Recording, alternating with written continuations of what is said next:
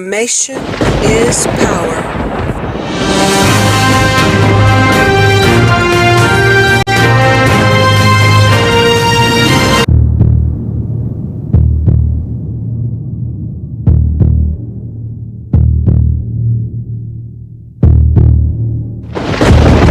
Information is power.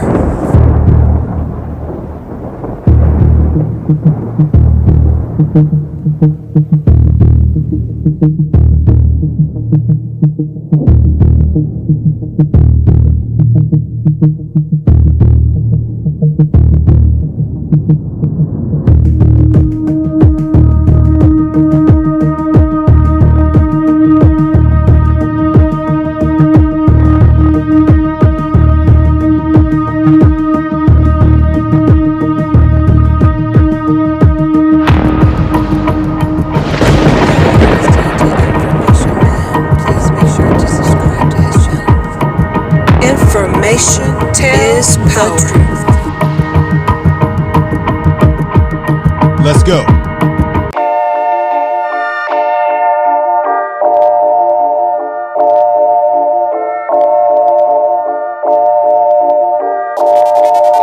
Information is power. Tell the truth. Tell the truth. Information is power.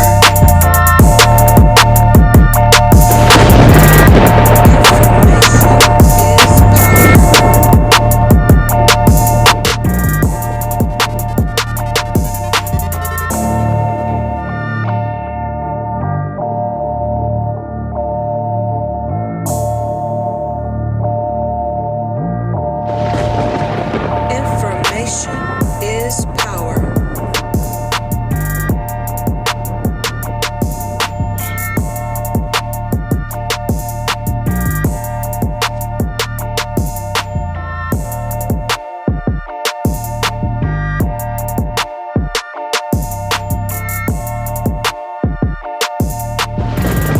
Now let's get back to the Information Tell the truth. power.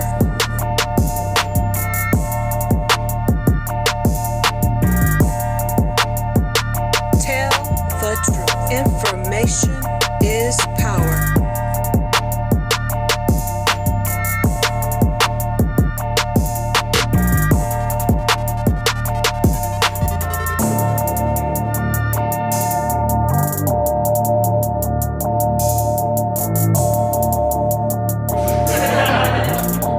Information is power. What's up, everybody? Peace. I know it's late tonight. Peace to all of you.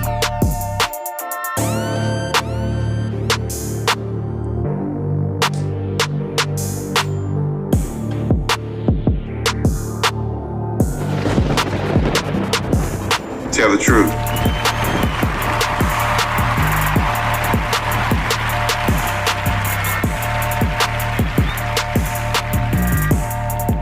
What's up, everybody?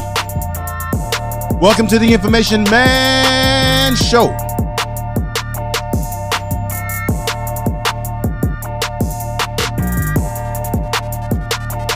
Peace.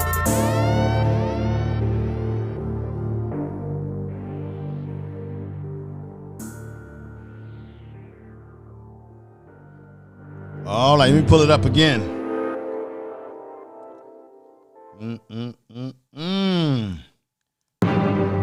Woo. So let me go at this for a minute. I gotta pull something up, ladies and gentlemen. Hang on.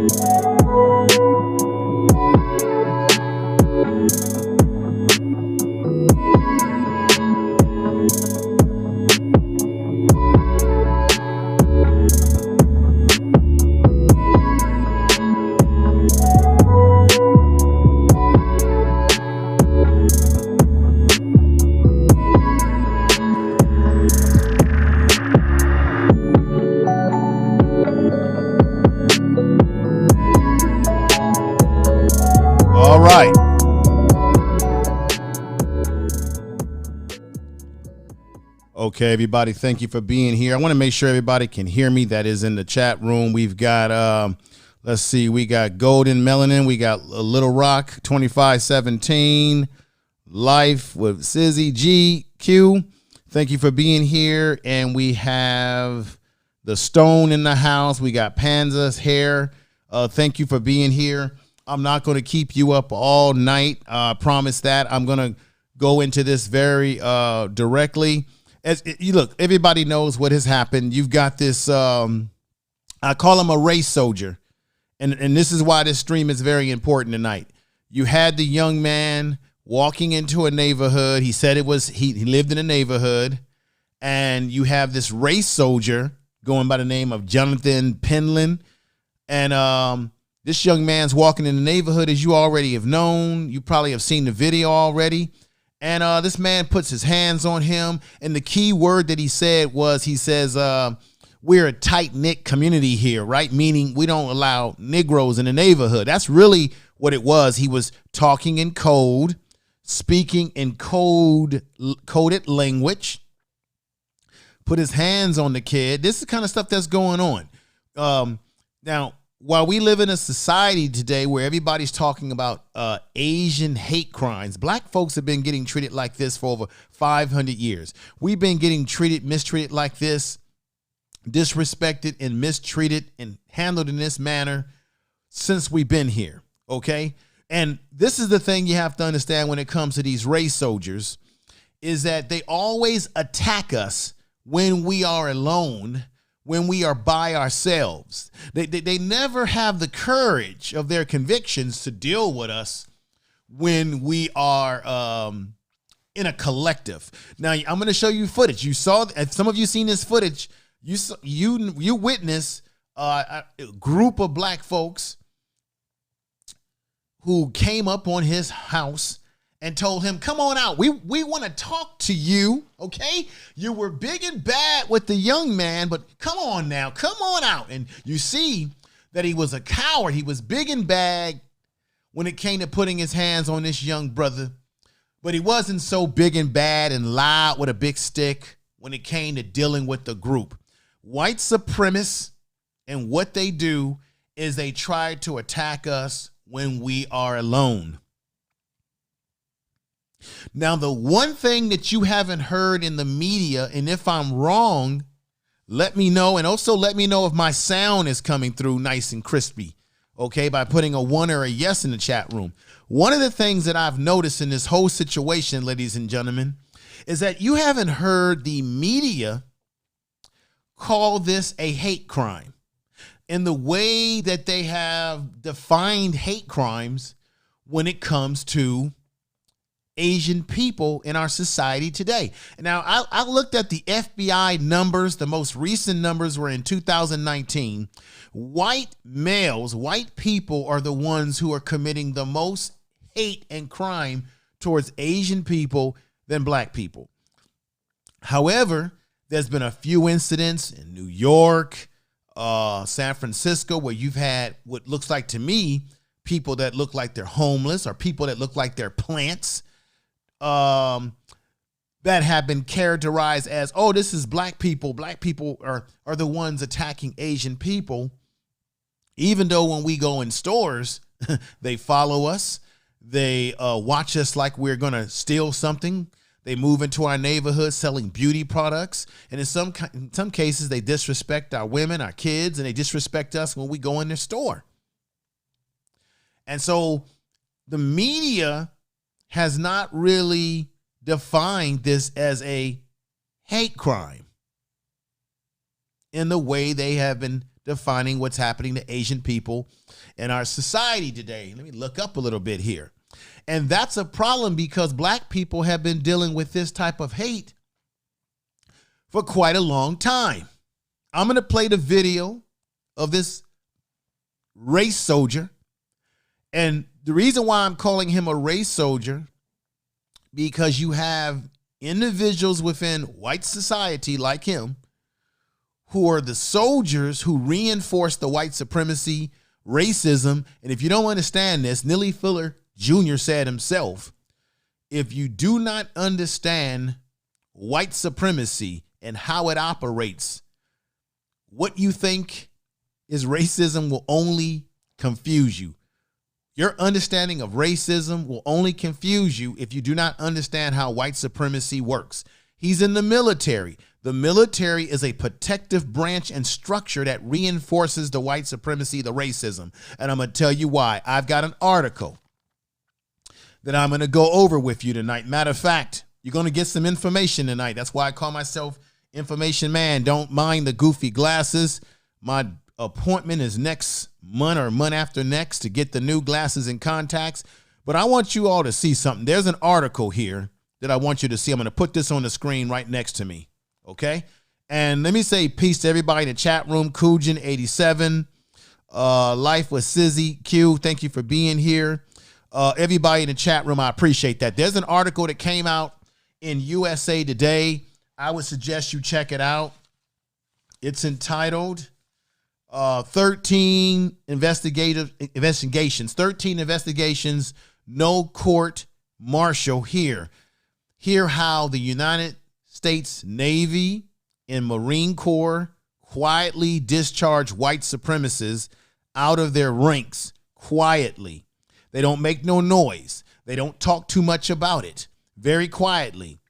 And these individuals are being discharged out of the Navy, the Marine Corps, and many branches of the military. And guess what? They walk out of the military with no court martial. They go into the community with nothing on their record, letting the community know what type of individual they are. So what I'm trying to tell you, or what I'm trying to say, ladies and gentlemen, is that what you witnessed with the young man being bullied and being harassed by the race soldier who is in the military, who is a sergeant, is a part of what the military has been breeding. If you remember, let me put this up on the board too. If you remember, the FBI has been talking about how you've got white supremacists or white nationalist groups that have been infiltrating themselves into the military, into police forces and things of that nature. Well, it doesn't stop there, ladies and gentlemen. You gotta see some more here. So what I want to do for you good folks out there is I want to put this on the board here. So this is an article from NBC News. The Pentagon reports a warning, a threat from white supremacists inside the military. So what I'm saying to you is it's not a coincidence that he did what he did to this young brother, treated him in a way because he harbors these white supremacist views and ideologies. And if he's like that towards this young brother saying, what are you doing in this neighborhood?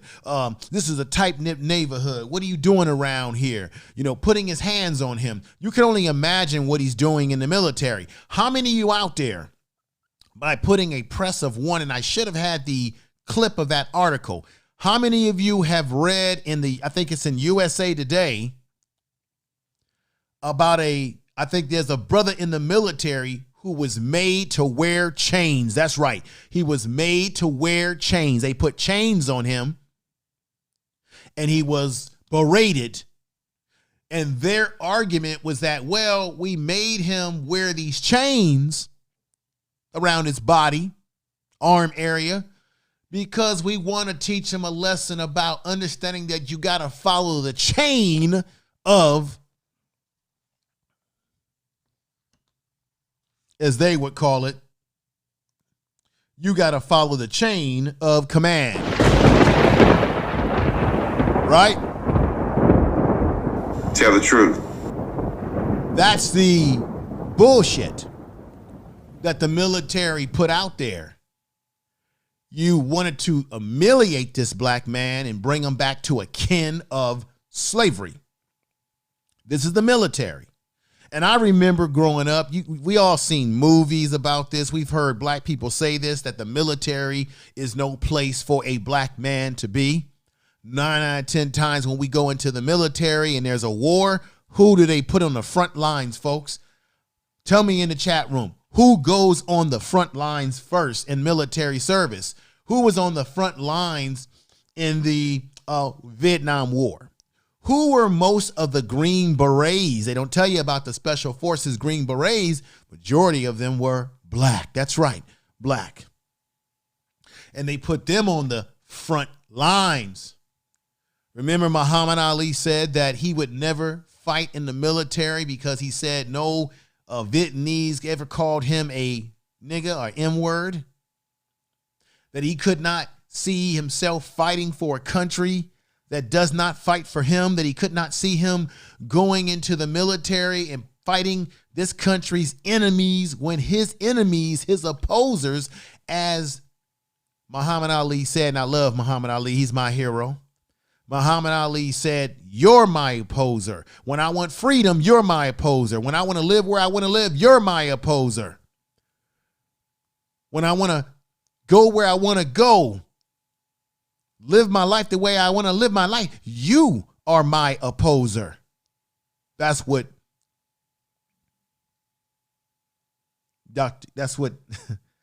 Muhammad Ali said.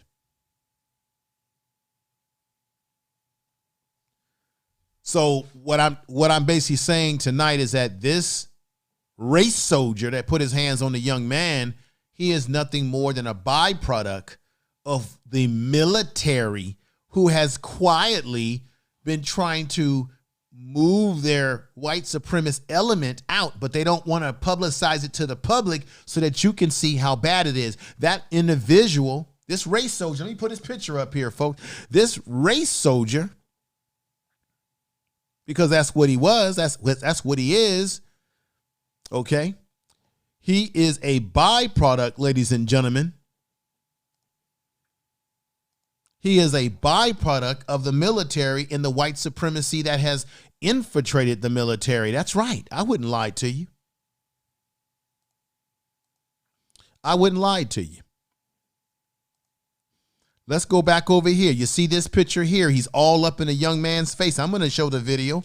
I'm going to show the video most definitely, ladies and gentlemen. It's the Information Man Show. Information is power. Thank you all for being here. Thank you. Who super chatted me? I really appreciate that.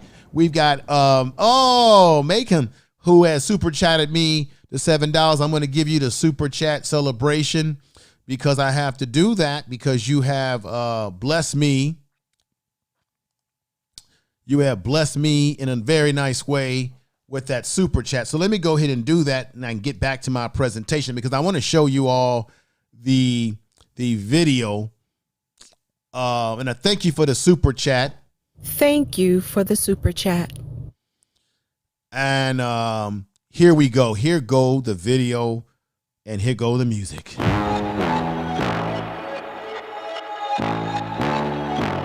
Tell them run it all. Thank you for the super chat. Thank you for the super chat. Flex, down that check. No drip this. Thank you for the super chat. No sleep, Thank no you for rest. the super Might chat. crash, might wreck. But first I stretch. Tell them run it off. I wake up. Flex, down All right. check. No drip this. Tell them run it off. No sleep, no All right, let's get back. Crash, might wreck. But first I stretch. Tell them run it off. 9 out of 10 roll through my hands. I'm by my lonely. Turn to a savage, now my baby wants to hold me. I love my fans, don't need no. All right, let's get back to it, folks. Let me get over here because I will be showing you the video of this situation. So that is what was going on. He was up in his face, as you already know. Let me go ahead and show the video. Let's get right to it. Waste no time. And this is the first of the 2 videos I'm going to show you. Remember, he was big and bad. Because it was just him and the young man. He was big and bad. Then when the crowd of black folks showed up, oh, by the way, folks, guess what? He was so scared to come out of his house, they had to have a secret escort to get this man and his family out of his house. Oh, yeah, they had to secretly get him out of the house. He didn't want no parts of that.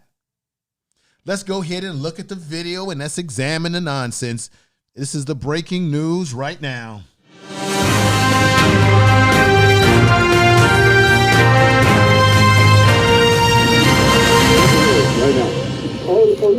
Hey, they've already been called. They're just waiting. You know what? Maybe you should hang on a little longer. We'll see how it goes. Then we won't have to get the report by ourselves. What is it you're doing here? Then walk. Tell the truth. Well, you've been here like 15 minutes now. Let's go. Walk away. Keep walking. Walk away.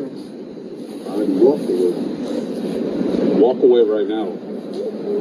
You need help? You got this one coming. I'm happy to help you.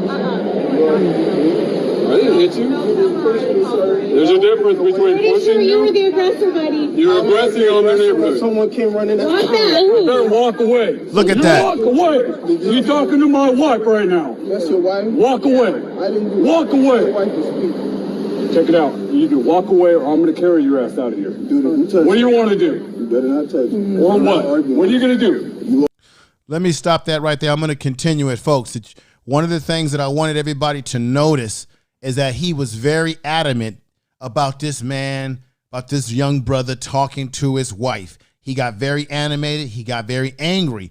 The race soldiers, the white supremacists, they're very much in line with their women. They're very much on the same page. They work together in tandem, which is what black men and women should be doing. Instead of fighting and battling each other on social media, we should be working in tandem with each other.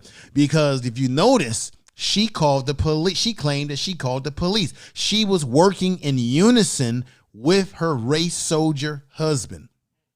Let's not forget how many young black males are victims of racism in the school system, victims of a mistreatment. I did a few videos on my second channel, the Information Man Speaks podcast, one about the young 5-year-old who was made to put his hands in a commode and take out his own feces by the race soldier teacher. Okay, they're on the front lines to destroy our kids. Then there was a situation in North Carolina. I don't know if you all slept on that one. I got that video up as well.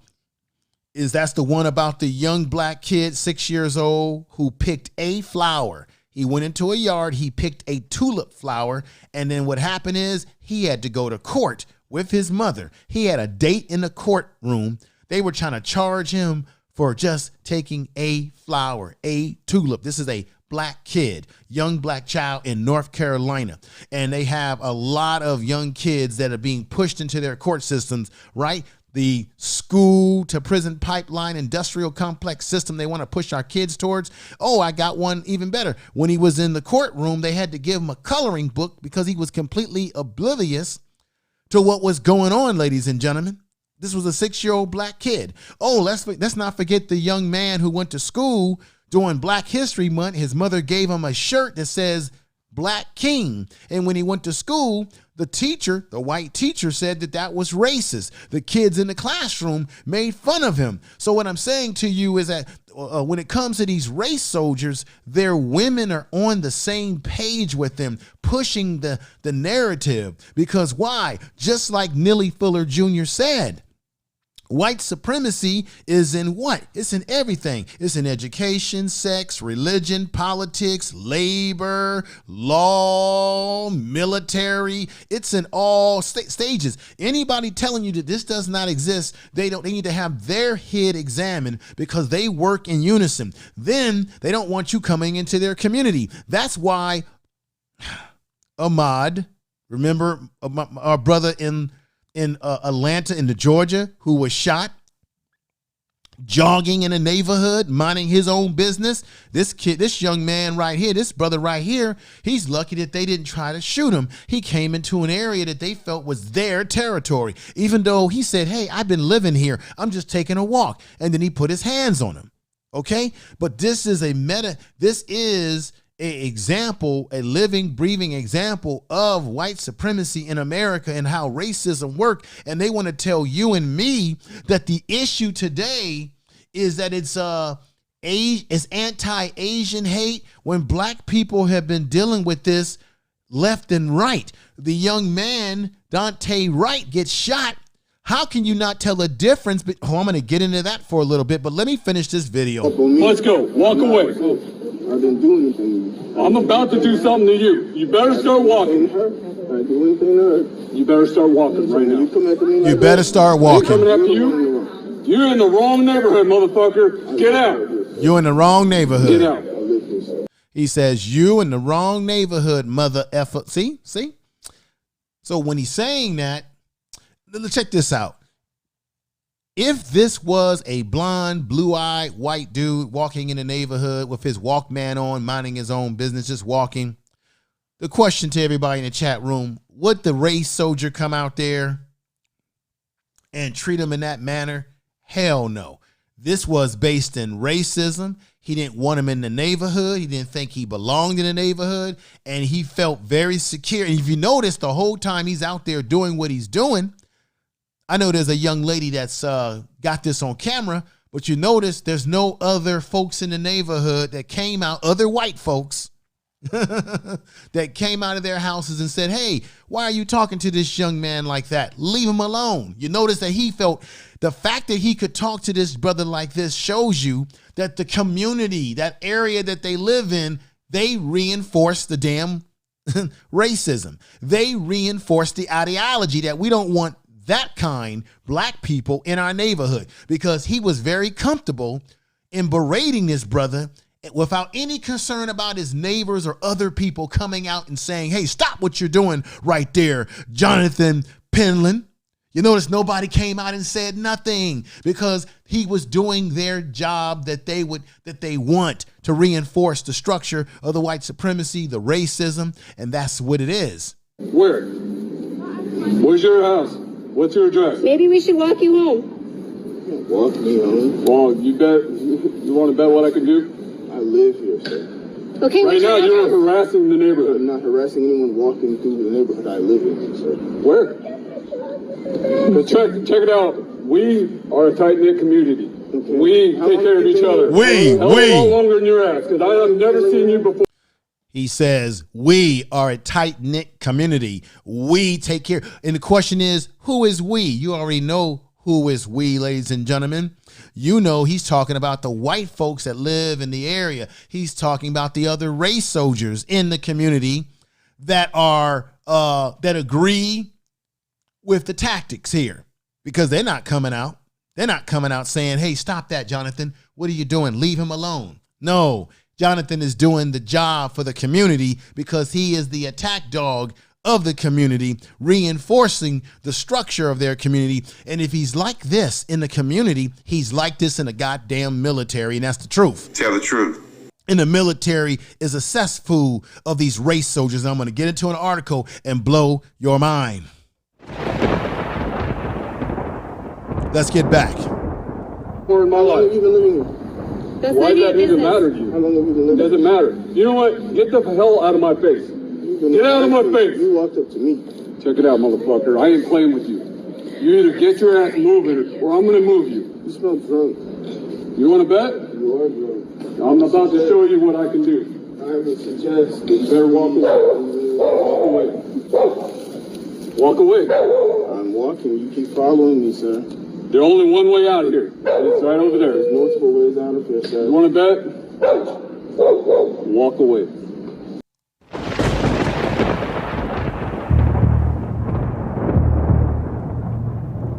Information is power.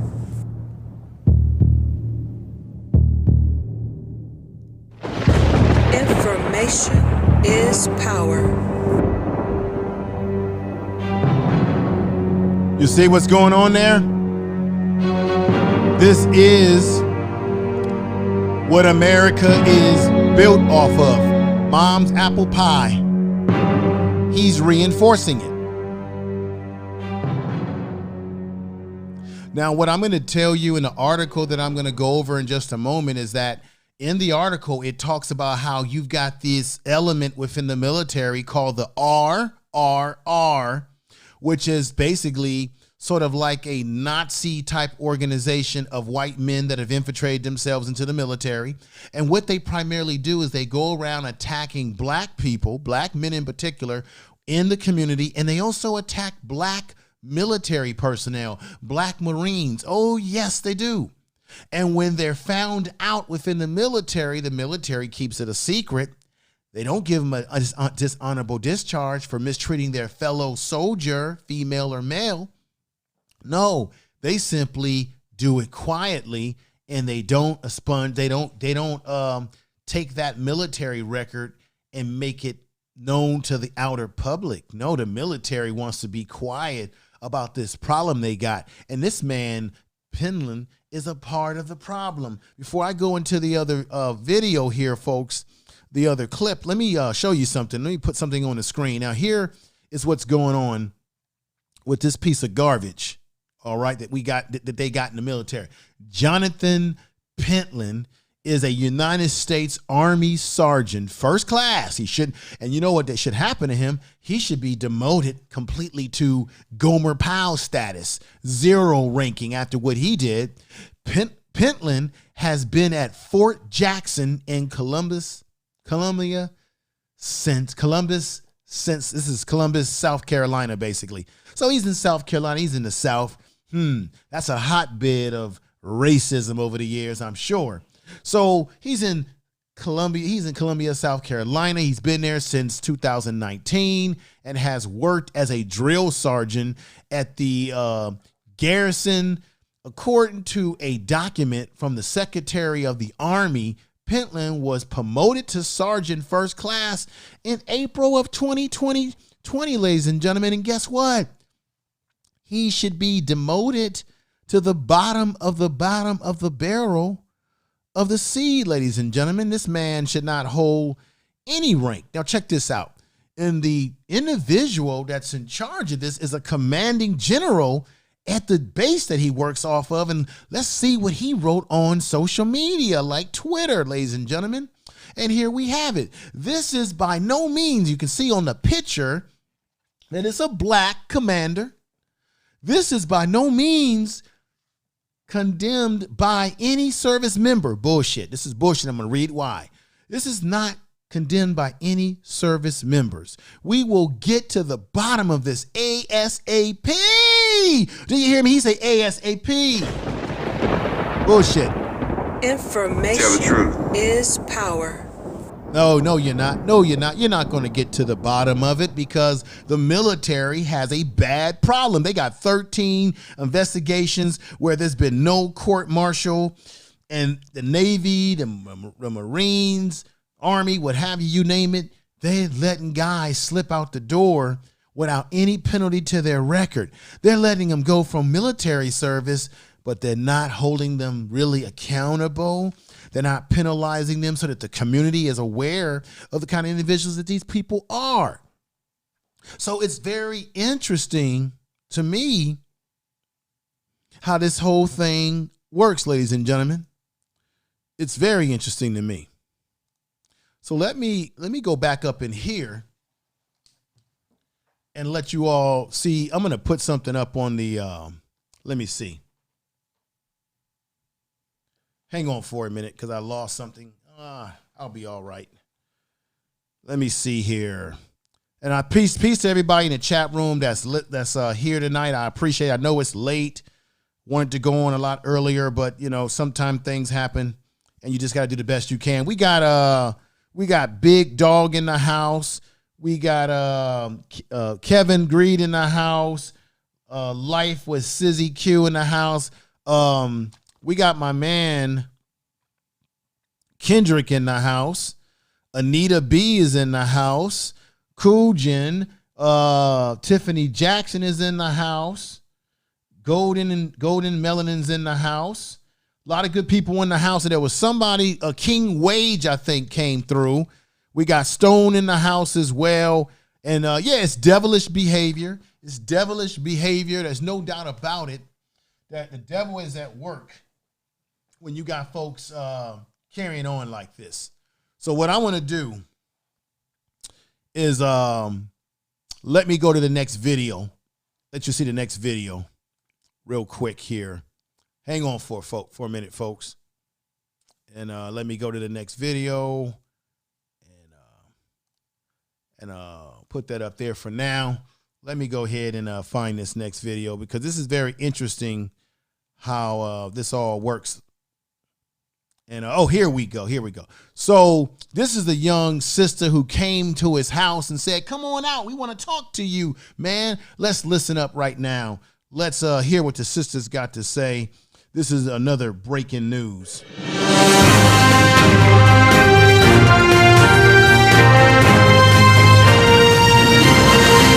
Information is power.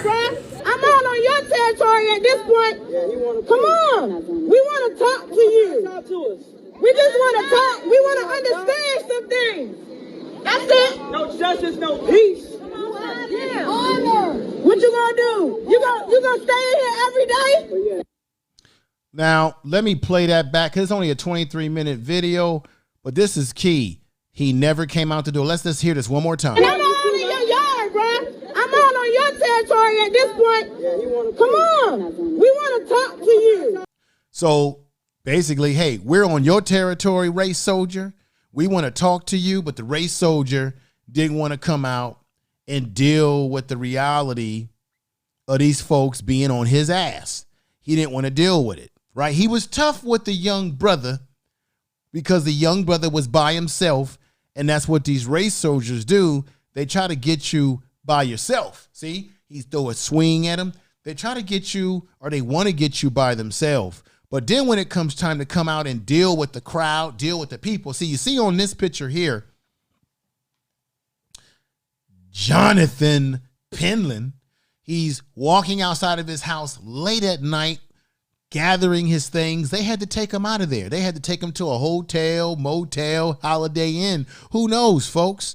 Okay, who knows where they had to take him at, but he was scared. Him and his family were scared that harm would come to them, but he's the only one that actually harmed someone by putting his hands on the young brother. So they were out there saying, hey, come on outside. We want to talk to you. Come on, let's talk. Don't be afraid. It is what it is. You know, come on out. Join us and talk to us. But he didn't want any parts of that. He knew that he couldn't handle that. Let's hear it again one more time. And I'm all in your yard, bro. I'm all on your territory at this point. Come on. We want to talk to you. Yeah, we want to talk to you, Penitent. We want to understand some things. Yeah. That's it. No justice, no peace. Tell the truth. What you gonna do? You gonna stay in here every day? Right. Now, check this out. The sister was on point. Let's go over to the next one.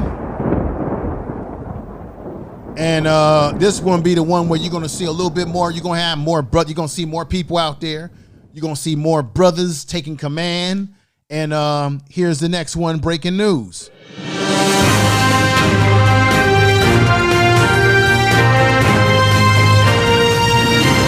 Information is power. I'm gonna get you away. They can't do this to any black person. And when we deal with this on any issue that we have, when we show the world that when you touch one of us, you touch all of us. Where you at? We feel the pain of each other. We will put an end to oppression overnight.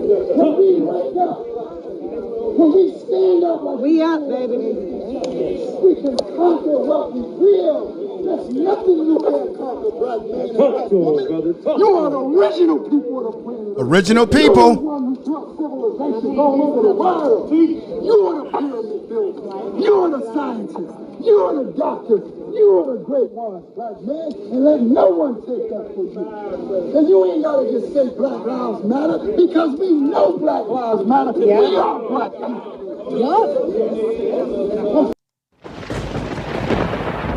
Information is power.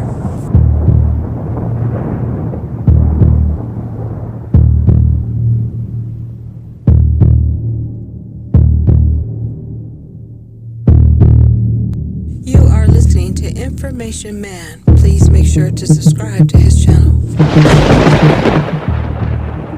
Information is power.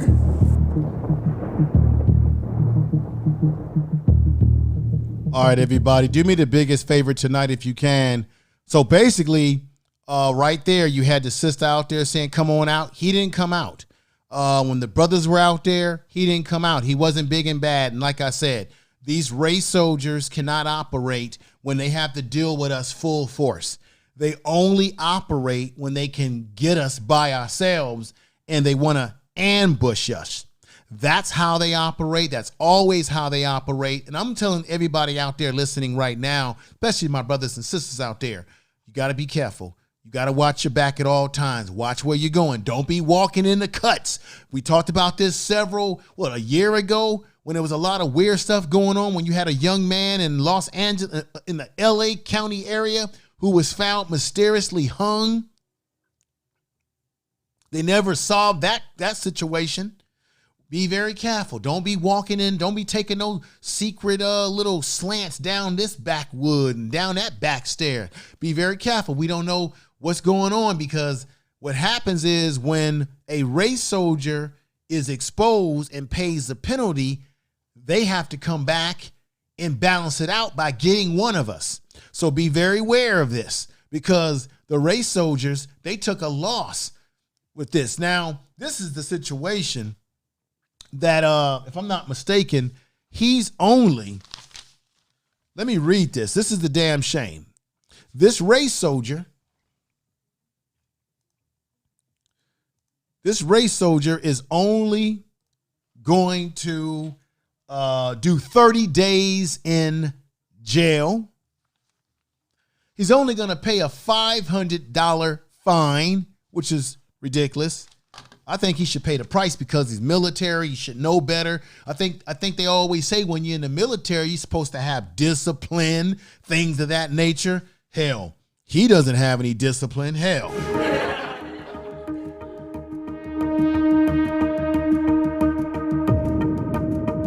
Let me stop that right now. He didn't show discipline, right?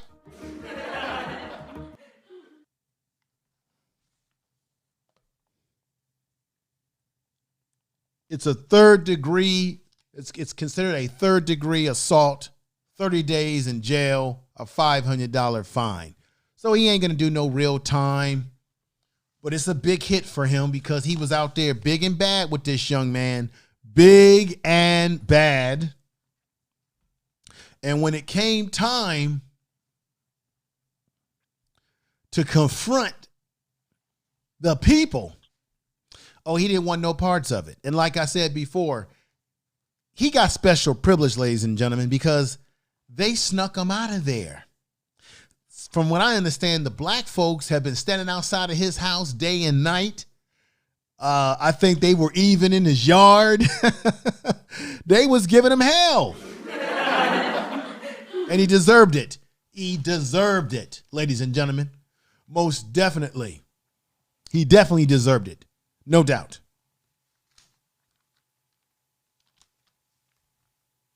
Now, what I would like folks to do, if you don't mind tonight, as I get close to the conclusion of my presentation, I would like people to do me the biggest favor. I would like you to share the video. Come on, share the video. Won't hurt you, won't hurt you, won't hurt you. Share the video in all your social media. If you're a content creator, put it in your community tab. That's how the channel grows. I thank everybody in the chat room that's come through tonight, this late night, this late morning. Oh, like the video. Don't play around. Like that video. Hit the likes. If I got 58 or whatever people watching me, I should have, I got 60 likes. So it's in balance, but keep the likes going. Okay. And then when you do that, it's always great to subscribe. Don't be afraid to subscribe, folks, because it helps the channel grow. Tell a friend, tell your mama, tell your daddy, tell your cousin, tell your pet dog and cat and bird about the show, okay? So that they can subscribe as well. Okay? And then when I say that to you, I got to say to everybody in the chat room, everybody listening, I got to say thank you.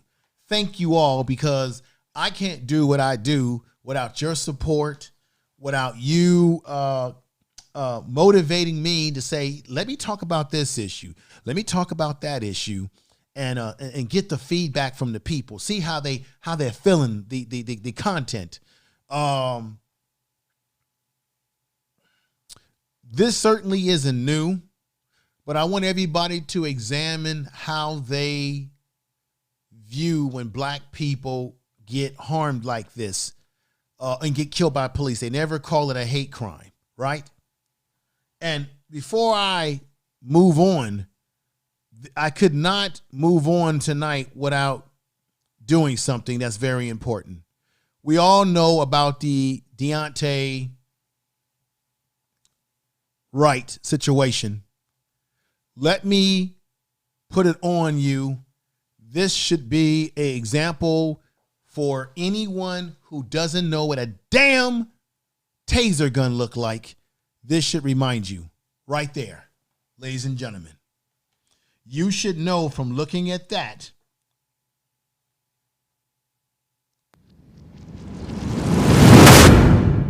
that Kim Porter or Port or whatever the hell her name is, she should have known the difference between a taser and a black handgun. She had 26 years on the force, ladies and gentlemen. She was leader of their union. And also she was their trainer. She was the one that trained them on tactics and how you use your equipment properly. And what did she do? She took the young man's life. How could you not recognize that you didn't have a taser in your hand, that you had a gun? She stood up there and said, taser, taser, taser. And none of the police around her looked to see that she was using the wrong weapon and should have grabbed her. Now, I got something for you. And I should have cut the video on this, ladies and gentlemen, but let me pull something up on my email.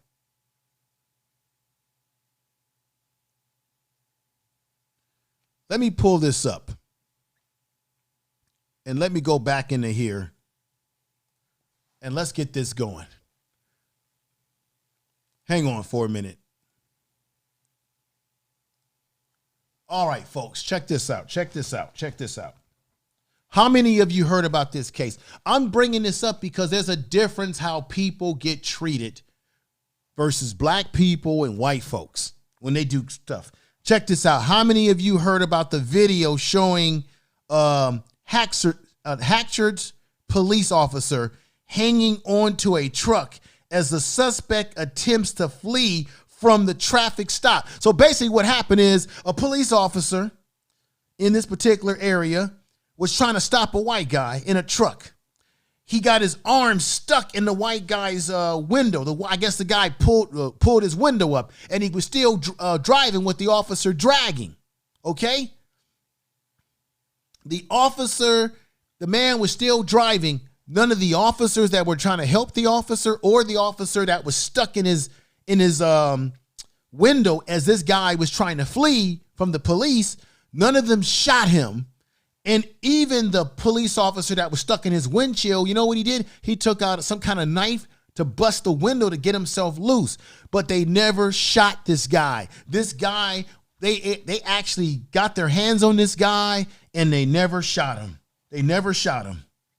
The Hutchinson man was arrested Wednesday after he spinned away from the traffic stop with an officer hanging on to the driver's side window of the pickup. I got to read this.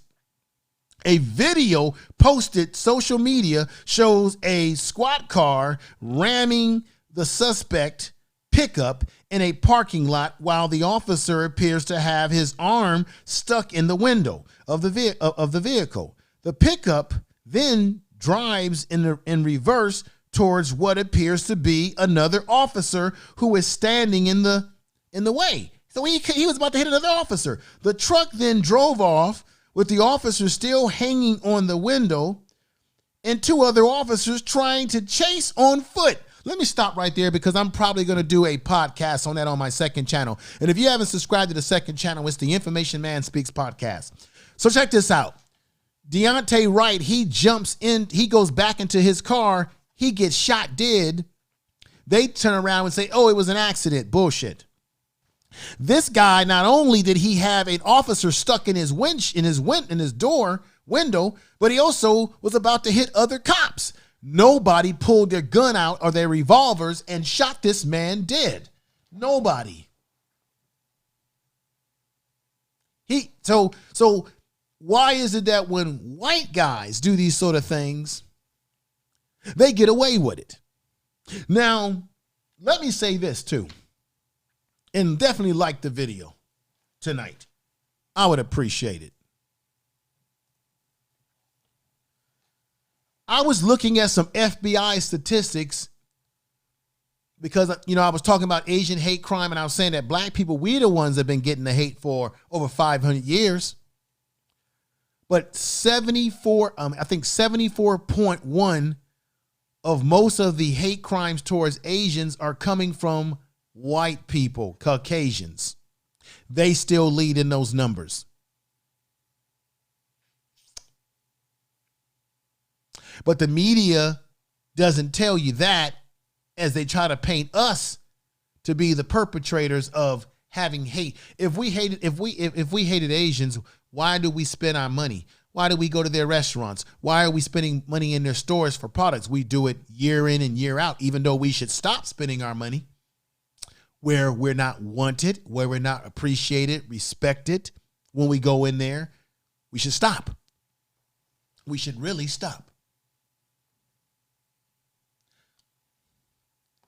So what I'm saying to you is that white males are the biggest ones who perpetrate hate crime on people. They perpetrate it on us, and they perpetrate it on Asians. But today's society has got you thinking that we're the biggest perpetrators.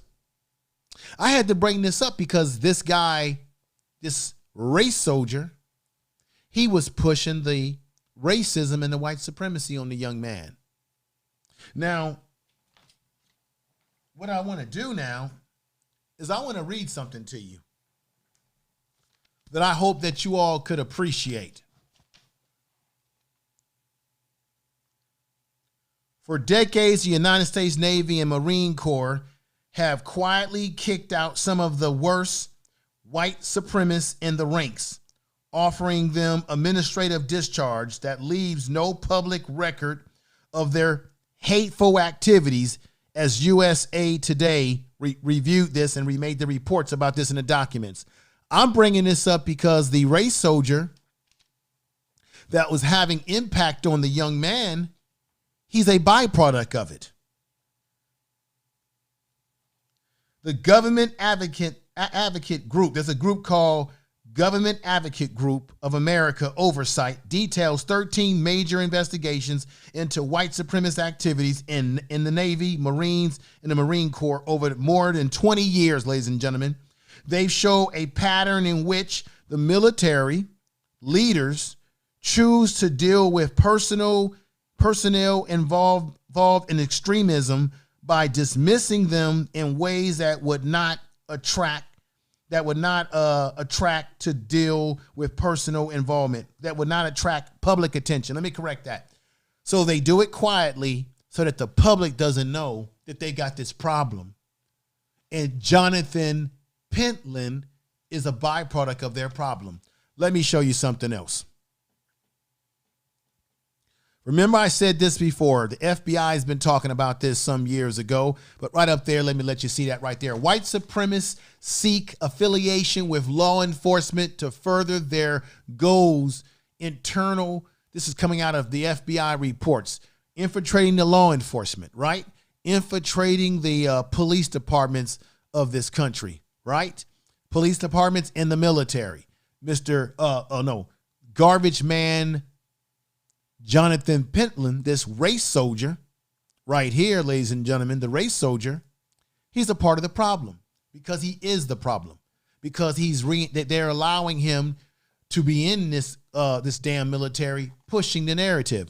Believe me, if he's treating this young man like this, I wonder how many other black soldiers that he has a rank over, that he has denied helping them get a promotion, that he has done horrible things to. I wonder just how many have had to be under his jurisdiction and have been treated miserably. I would like to know. And let me see people in the chat room. Thank you for being here again. Anita B, Tiffany Jackson, Kujent, Big Dog is in the house. Thank you for being here. Earl Owens, I see you, brother.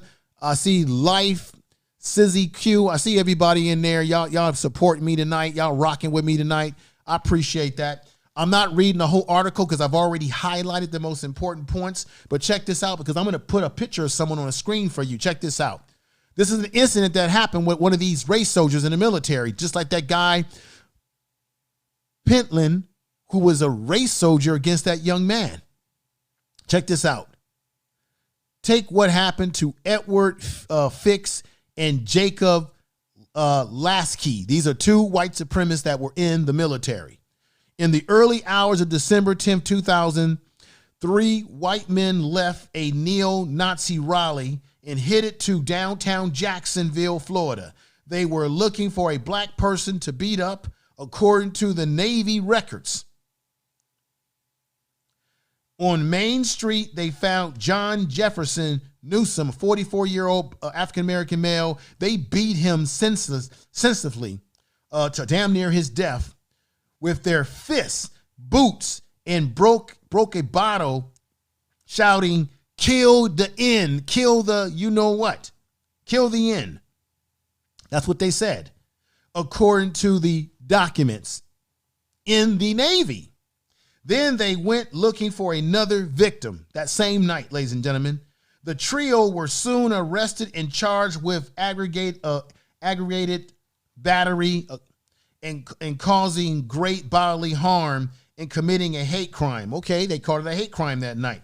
All 3 pled guilty to felonies and were sentenced to various terms in county jail. So they didn't even go to prison. They did short terms in county jail, right?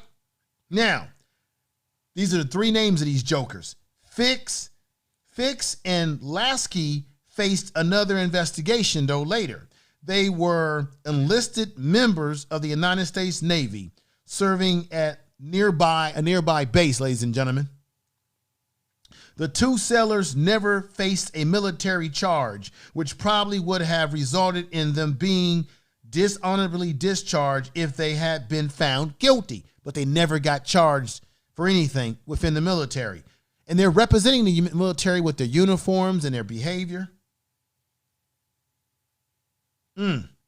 Instead, the Navy dismissed them via administrative discharge. Their only punishment from the Navy for almost beating a man to his death in a racial motivated hate crime was to lose their jobs, and documents show that. So they lost their jobs, whatever their jobs were in the military. But they didn't get further punishment. 13 investigations into white supremacy, no court martials. No court martials, ladies and gentlemen. The Navy records describe investigations into allegations of white supremacist assaults, theft, verbal abuse, threats, and gang crimes from 1997 to 2020. So they've been studying, this has been going on for years and years and years and years. The white supremacy in the military. Remember, how many of you out there saw the movie The Soldier Story? And a lot of times when black men in the 50s and 40s would be in the military, they would make us be what? Put us in the kitchen, make us do work detail and clean up. There was a scene in The Soldier Story where the sergeant, he was a terrible sergeant, by the way, black sergeant, he was terrible. He made them take he said, take them goddamn baseball uniforms off. Made them take the baseball uniforms off because they were playing baseball too.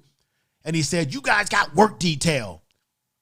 And he said, why don't you let them, he said, Sarge, why don't the white boys do the cleaning up? They always got us cleaning up everything.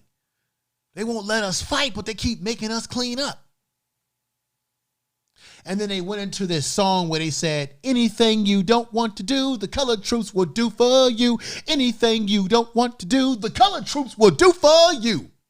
That was, you got to, man, watch that. Man, I may watch that movie again over this weekend. That's a powerful movie. Denzel Washington was in that movie, A Soldier Story. And so when they were singing a song, that's how a lot of people, a lot of brothers felt in the military, being treated like that. And the reason why I bring this up is because here we have a modern day military where I'm reading to you about how these guys are racially profiling and beating up black people in the community. But not just that, they're also beating up and attacking other military members that are black. Oh, yes, and still not getting a court martial by attacking a black officer or a black member of the military. Still being dismissed into the community with no dirt on their record. Do you hear me? Tell the truth. Let me go over just the parts that I have highlighted because I don't want to keep you up all night and morning.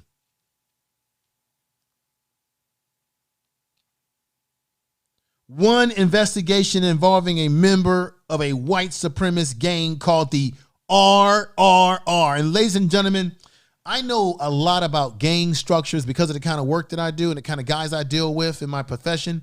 I know a lot about gangs. I know a lot about symbolisms, things you should watch out for. Remember I told you guys on a previous video I did, be aware of that 3%er bar. The little 3 bars, and you see these white nationalist groups putting up the 3 fingers like that. They tell you that it's about the right to have guns and you got the right to be able to hold your government accountable, right? So they'll get you into all that jargon, but really it's another form of white supremacy group, and it's their symbolism, right? And so you got to keep that in mind. And so I learn a lot of that in my job. Tattoos, symbolism, clothes that they wear. You will have neo-Nazis who will wear the Nebraska hat that has the N on it. So you got to be aware of symbolisms that people are wearing in their clothing and tattoos. Like on January 6th, when you had all those white folks that were rocking with Donald Trump that went up to the Capitol and did that storm on the Capitol, that insurrection. A lot of those people out there were wearing tattoos that I could recognize personally that were tattoos of white supremacist symbolism. Even the guy with the horns looking like a damn Viking, a lot of his tattoos on his body were white supremacist tattoos. Another thing you got to understand too, folks, when you saw him wearing the horns, and I wish I would have mentioned this in the video that I did about the Capitol breach, but when he was wearing the horn, that's a symbolism of Vikings. A lot of these white supremacist groups like the Aryan Brotherhood, they like those, they use that symbolism of Viking horns. Symbolism of Viking culture is part of their white supremacist symbolism. When you look at movies, and we watched them, like Lord of the Rings, where you got these little weird hobbit characters in these worlds where you got knights and all this kind of stuff like that. These white supremacist groups, they gravitate towards that stuff as part of their symbolism that they use with their tattoos and their little words that they play, their languages that they use. You got to learn this stuff because these people are around us, all around us. And the race soldier that you saw in the video that I played, he is a part of that. He was reinforcing that day against that young man as that young man was minding his own business walking. Let me have a little bit of water here, ladies and gentlemen. I appreciate you all being here tonight, listening to my presentation. But most of all, let me give everybody a clap because I believe, some of the best people who support my program. And here you go.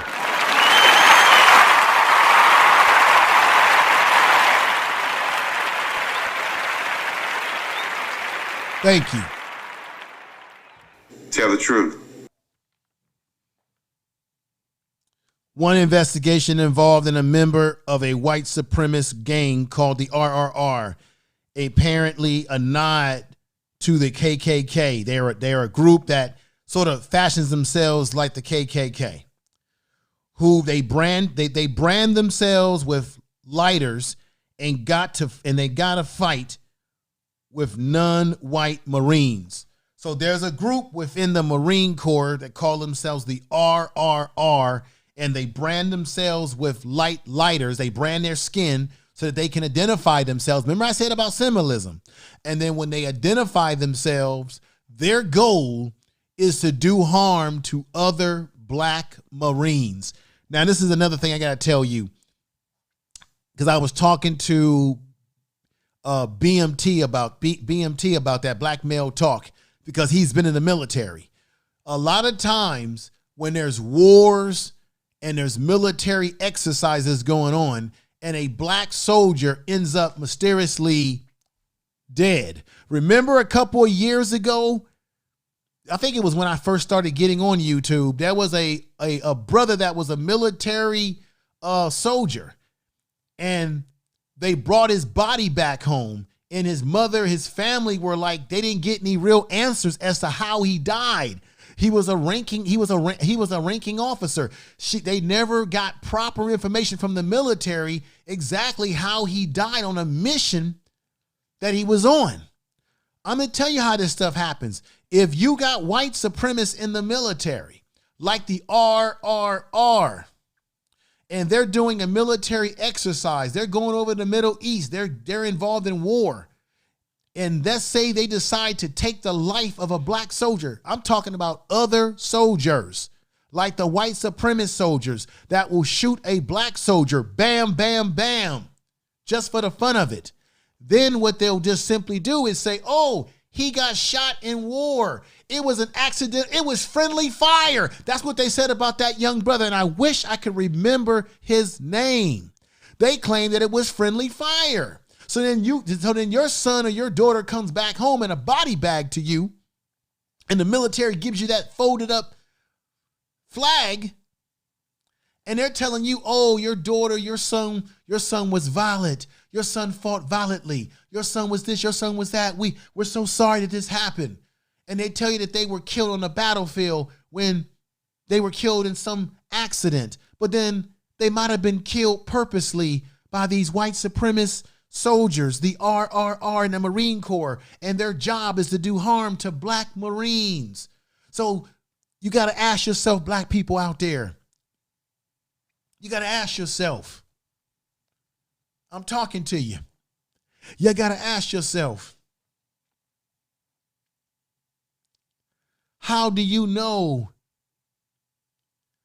if any of your family members or people that you know that have been in the military or people that we've heard about in the news, how do we really know that they were killed by friendly fire, that they were really killed by the quote unquote enemy?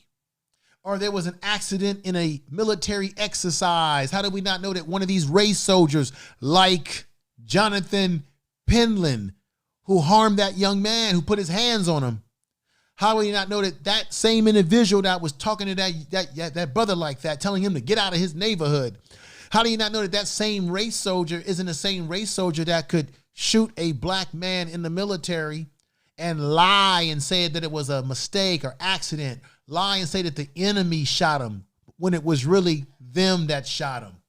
Do y'all hear what I'm talking about? Are y'all really hearing what I'm talking about? Tell the truth. You understand what I'm saying, folks? You got to put two and two together. This man was in the military. It's not a coincidence that he's out there treating that young man, that brother, like that. Not a coincidence. Because the military's got a bunch of these folks like him in their ranks.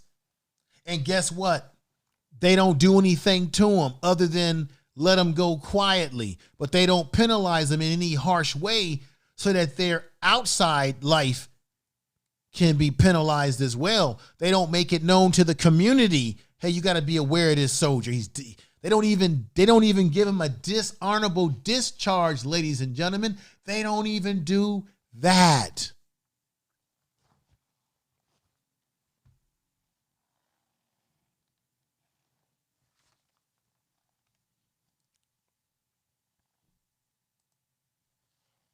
Let me go back at this again. Some of the personnel receive small fines or pay cut. Most of the troops who were let go receive a general discharge under honorable conditions, the most mild administrative discharge. My God.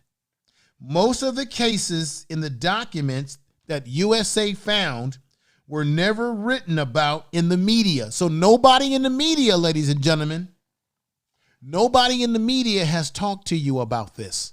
Nobody in the media has reported this when this was happening, when it happened.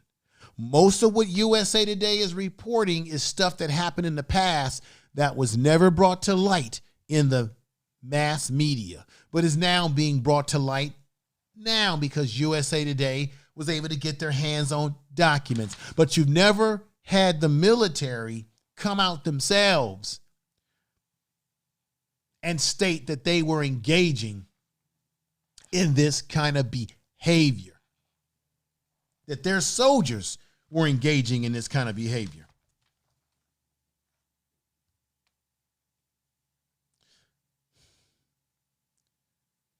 Though most of the cases documented were never written about in the media, the names of the Navy personnel are redacted, meaning they take them out.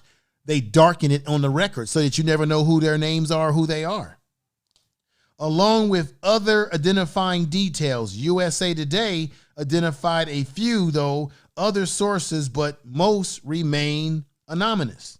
Now, remember I was telling you in the beginning of the article that there was a group of soldiers, one named Fix, one named LIKE, who beat up a black man after coming from a Klan rally, a Nazi rally. They beat up a black man damn near to his life, to the death, and nothing really happened to them seriously. They were able to discharge from the military. Well, let me show you what one of these guys looks like right now. Let me show you. He's out of the military. They gave him an honorable discharge, not a dishonorable discharge, and he went full white supremacist. Now check this out. Look at that. Look at the symbol on his. I see this at work all the time on some of the white supremacists in the white supremacists and Aryan brotherhoods that I've dealt with. I mean, a lot of people on YouTube talk about white supremacy, right? They talk about it, but they really haven't really dealt with these guys up close and personal. I have. This tattoo that he has on, I've seen stuff like this. He's got the white power on his chin. That little symbol right there near his ear, that's sort of like a Nazi symbol. He's got symbolism going into the neck area. I've seen guys like that all the time with this kind of symbolism. And this is not even touching on most of the stuff that I see. This is very light work here. But this guy was in the military. He beat a black man up almost damn near to his death. Didn't do any serious time, and only did some time in jail, not no serious time. Then he was able to leave the military with an honorable discharge, not a dishonorable discharge, and go on with his life and continue to reinforce his white supremacist ways.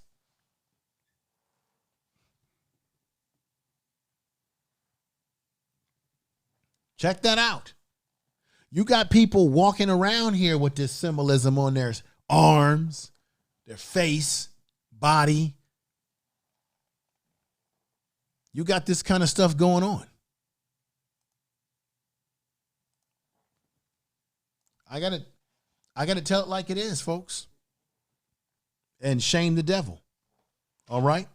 Tell the truth. And shame the devil.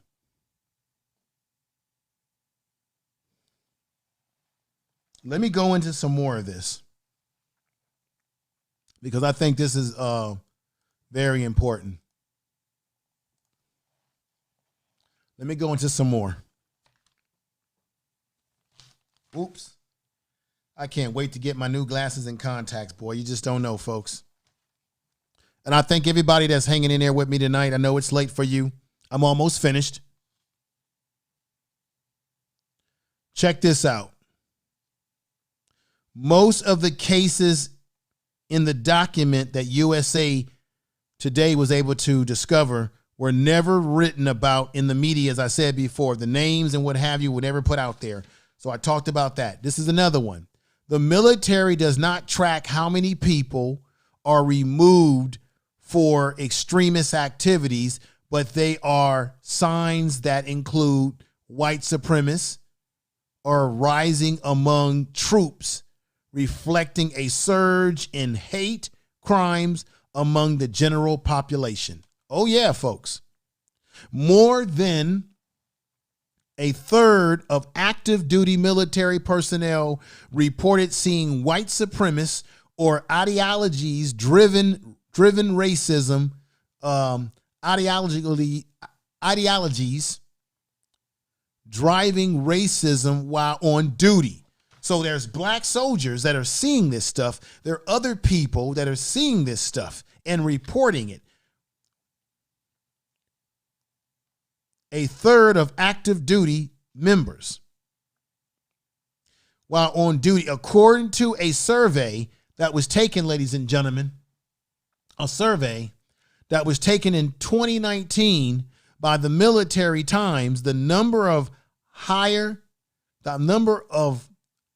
is higher than we believe when it comes to non-white members of the military. 36% responded who reported seeing white supremacist or racist ideologies on display was up from 22% back in 2018. We know it's rising higher now.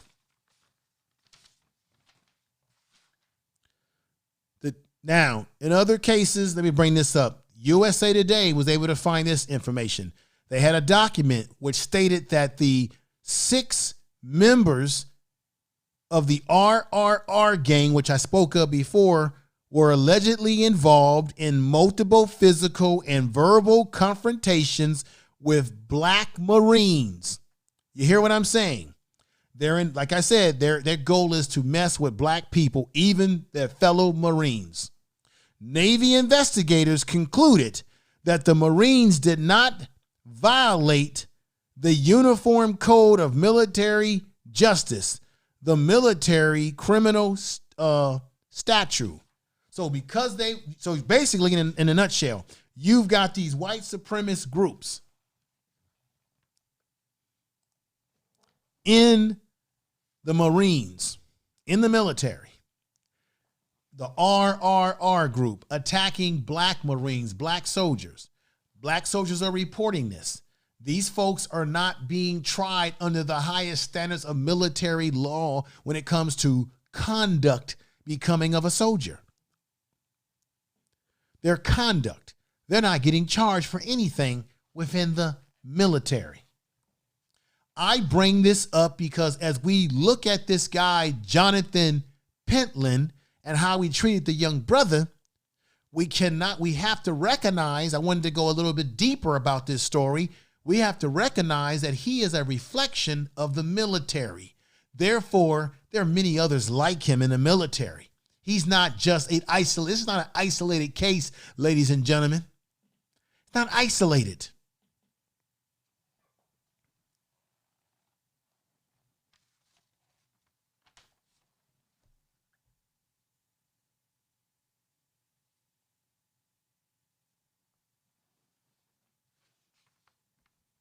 Most white supremacist incidents are never formally investigated in the military. You hear what I'm saying to you? Tell the truth. Most military, if not all military racial incidents, white supremacist, white nationalist organizations, when they are in the military and they're engaging in this behavior towards us, or anyone that they deem that they don't like, a lot of this stuff goes uninvestigated, ladies and gentlemen. I'm telling the truth. Tell the truth.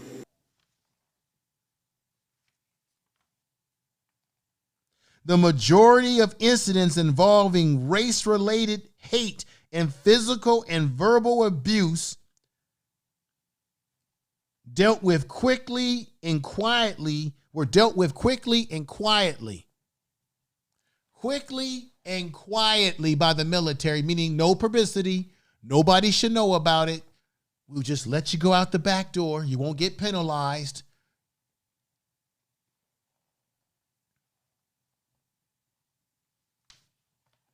Quickly by unit commanders. So if you got a unit commander in the military, you're a unit commander. The unit commanders just sort of let this go out the back door quietly. They don't make any noise about it. And you know why? Because you got to keep this in mind. maybe some of these commanders are also, they agree with this white supremacy themselves. So they just want to make sure that they act like they're doing something about it, while at the same time protecting their brethren, because it's a brotherhood amongst them.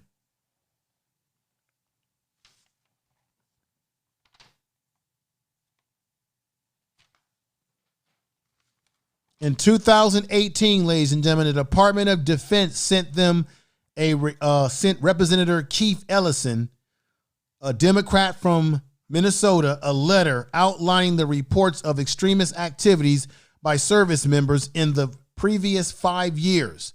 It included such cases as that of Marine Lance Captain. There was basically a Marine who had ties to the neo-Nazi domestic terrorist group called Atomwith Division. Ooh, they're real bad. Ooh, I think I did a story about them. They're called Atomwaffen, Atomwiffen Division.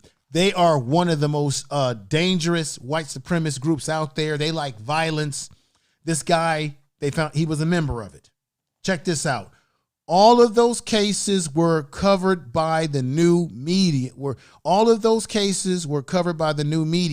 If you Google the names of those stories coming up, most cases. So basically, let me just stop right here. A lot of the cases that have happened in the military happened around the 1980s, the 1990s, in the early 2000s, ladies and gentlemen, the early 2000s. Okay? The early 2000s.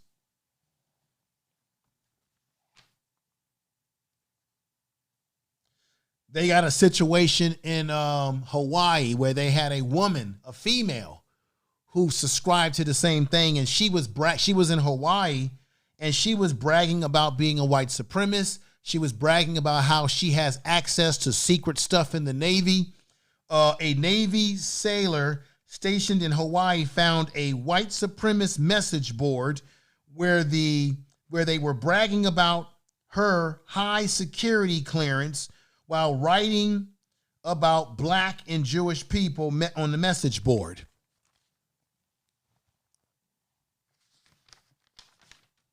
I'm almost finished. Raleigh, organized by KKK and other white supremacist groups. According to the document, she sported a tattoo of a symbol used by racist organizations. I told you that tattoos, there's clothing that they wear. There's all sort of symbolism that you got to be aware of, that you got to learn about. Now, check this out. Remember the January 6th insurrection in Washington, D.C., with all those Trump supporters check this out. There were 38, and there were people out there in law enforcement that were involved in that insurrection in the Capitol building. But there were 38 individuals that had military ties. Let me read this to you. At least 38 of the defendants charged with attacking the United States Capitol on January 6th served in the military, according to USA Today analysis.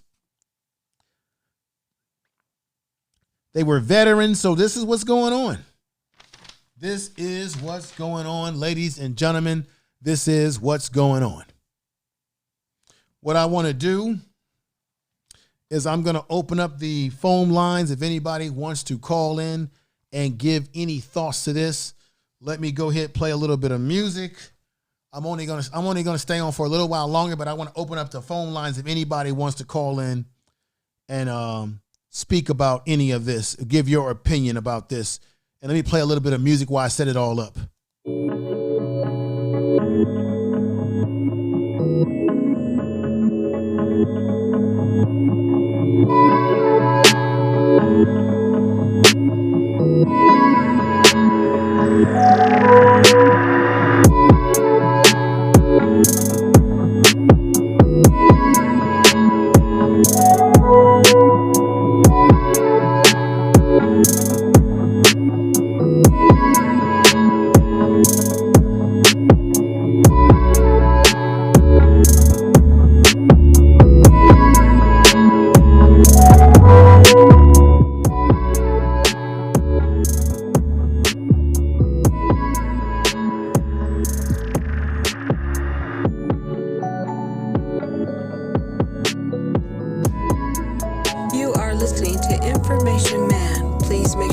subscribe to his channel.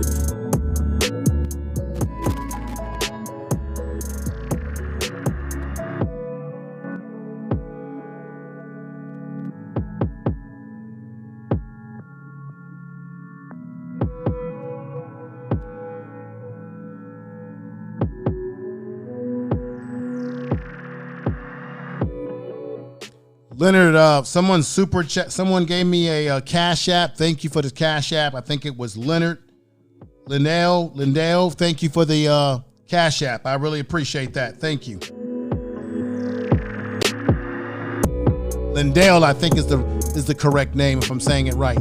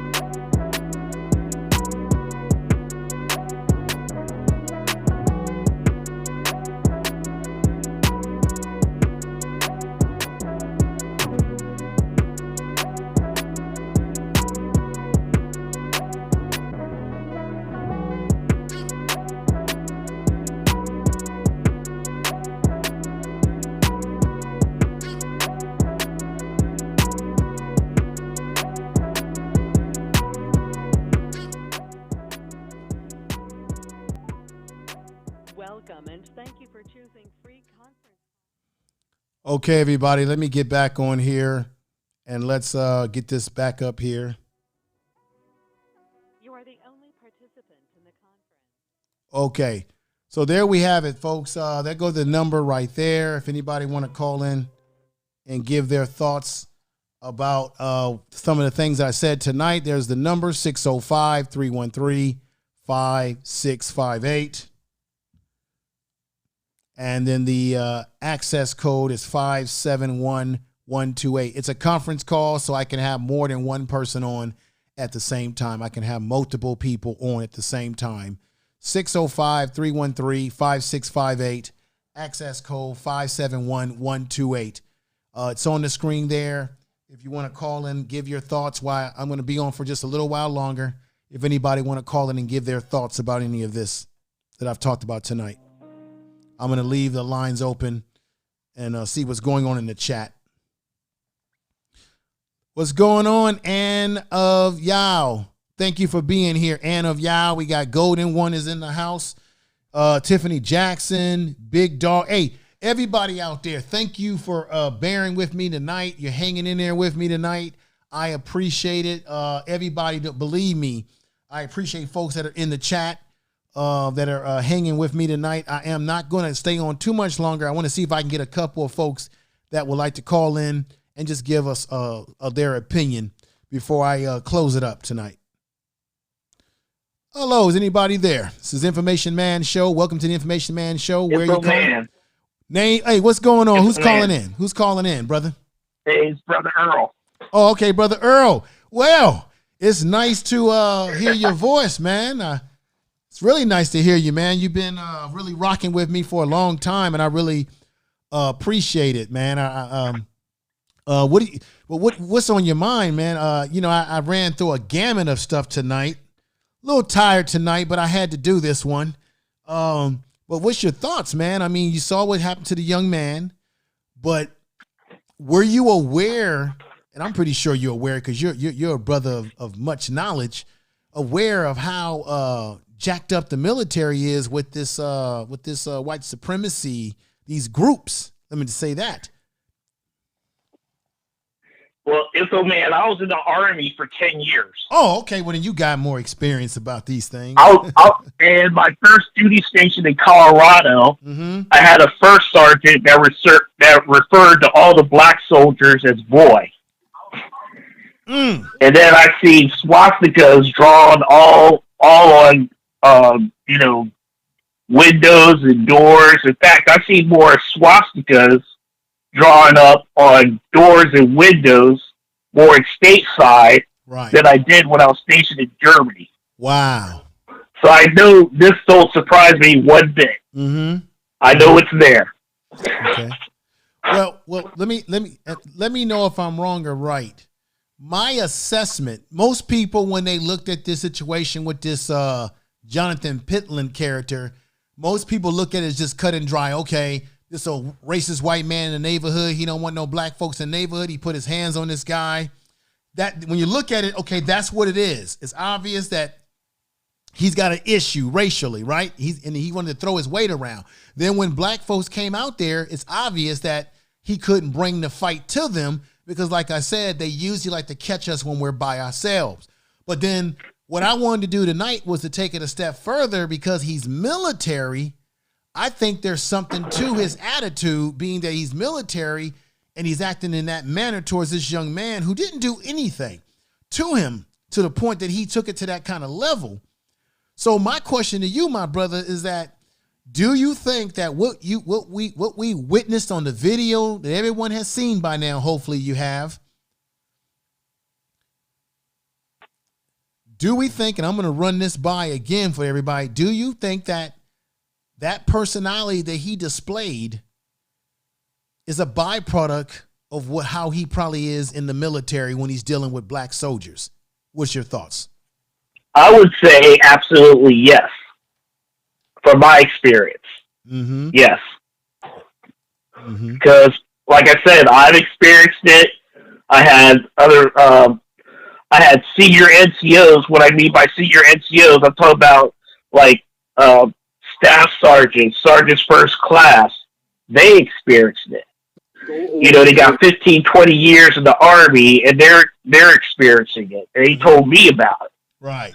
So, yeah, absolutely. He probably acts the same way towards black soldiers. Was that Fort Jackson he was at? South Carolina? Yeah, South He Carolina. acts the same way. And it looks like, I don't have the name. It's probably kept on the low, too, on how he acts towards soldiers. Right. I don't have the name of the commander, but I put a thumbnail up and it looks like the commander of that particular base area looks like he might be a black man. And they also said that this dude, this piece of garbage, see, look at, he pushed him there and it's got that running while we're talking. Looks like this guy just got a promotion to sergeant. And I think, let me ask you this question. When you are in the military, do they ever tell you that when you are a military man, that your behavior in the community, whether it be uniform on or off, is sort of a reflection of the military because you're a member of something bigger than yourself? I mean, you know, people say that when they join clubs or groups or what have you. What is your thoughts about that? How do they approach that in your military experience? I mean, we were told to carry ourselves in accordance to how, basically, as a soldier, in and out of uniform. Yes. I mean, even, for example, if we had like a 3-day holiday, you know, like Labor Day, and we were given passes and all that, we were given safety briefings about, okay, don't drink and drive, don't do this, don't do that. act accordingly. In other words, don't get in trouble. So, we were told all of that. Mm. So, let me ask you this question. Did you ever see a difference in how black soldiers would be treated when they did something that didn't meet the uniform code, your code of conduct as a soldier in the community? Did you ever see a difference in how black soldiers were treated when they did something versus when the white soldiers would do something a little janky in the community, or even on base for that matter, my brother?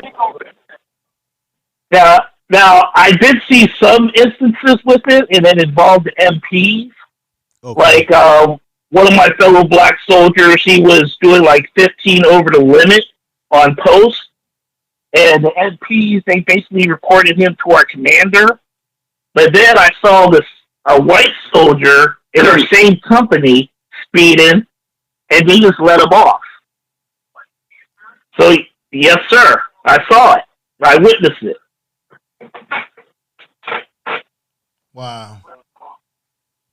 Wow, man. I tell you, this is a trip. When I was reading the document, this is a new article that came out in the USA Today. And don't get me wrong, I always knew, because I've known a lot of people personally in the military, I always knew that this was a real element. But sometimes when things happen, the military is so quiet about what they do that a lot of times the public doesn't get a lot of this information. And this piece of garbage that did what he did to the young brother, you got these kind of individuals living in the communities like this, and these race soldiers, as I call them, and they're doing harm. So, wow. There's something, I think somebody, is there somebody else that came on the line? Who else is on the line right now with us? Yes, sir. Okay, we got Earl, my man, yes, Earl sir. Owens on the line. Okay, what's your name? Where you calling from, my brother? My name is Leonardo. Leonardo, I go by Big Dog Philly. Okay. I go by Big Dog Philly OG. Okay, you've been rocking with me most of the night, and I appreciate the Cash App too, brother. Thank you for your support. Yes, sir. I appreciate that. What would you like to say tonight? I'm born and raised in Philadelphia, Pennsylvania, but I live in Greensboro, Georgia now. Oh, okay. Woo. So, what do you want to render tonight? What's your thoughts about this situation with the young brother and this piece of garbage, the military? The things I said about the military and all the things that we need to be aware of as black people and stop being sleep. What's your thoughts? Sir, I'm 100% disabled veteran. Okay. I have been 100% disabled veteran for the last 25 plus years. I got hurt serving this country. Mm-hmm. Yes, and sir. I experienced everything that you're talking about in that video. Wait a minute, man. Let's hold back right now, brother. So I don't want to, do you feel comfortable letting the public here giving us an example of what you've experienced? Do you feel comfortable doing that? Yes, sir. All right, go ahead. I'm going to be fair. I'm not trying to exploit you in any kind of way, brother. But this is you. Both of you on here are military, and this is real time type shit, real stuff. Go ahead and express your experience to the folks. Basically, I was stationed in Karlsruhe, West Germany, during the late 80s and early 90s. Yes, sir. And basically, the racism was at an all-time high then, which a lot of people didn't want to recognize. And basically, I seen so many different things. I can go all day, but yes, basically, they got away with doing punishment, and we would end up doing the cleaning. Wow. And what I also wanted to say was they're allowed to come out and become police officers and FBI agents even after they get discharged. So work with me here, brother. So if what I was reading and talking about. So if you got these groups, these white supremacist type these ideologies, that these white boys are running ruckshop in the military like this, and then they get discharged from the military very quietly, no dishonorable, then what happens? Like you said, they're able to join the police departments. They're able to join all these little things in society where you give them FBI, CIA, right. all above. Right. So then there's no coincidence why when they stop us on the streets in our cars or whatever we're doing, unarmed, why we're being killed by these cops, because a lot of them have military service that probably was part of these groups. Oh, wait a minute. A lot of them have been parts of other police departments that have gone defunct or they've been kicked out of, but then they've been able to go to another state, another county, and join another police department like Darren Wilson out there in oh my God, Ferguson, who shot, Michael Brown. He was a part of a defunct police department and just went right into another county. You're absolutely right. Yes. And what I also wanted to say, sir, real quick, was that basically they get out and they get extra points for being a vet. And that's how they get those jobs. Because like I said, I'm a disabled veteran. Wow. I was able to get a government job after I got out. I just chose the U.S. Postal Service, which is still connected to the government. Right. Yes, sir. They are the biggest employees of black people. They contribute to the black middle class, those state jobs, those federal jobs like the post office. That's right. That's right.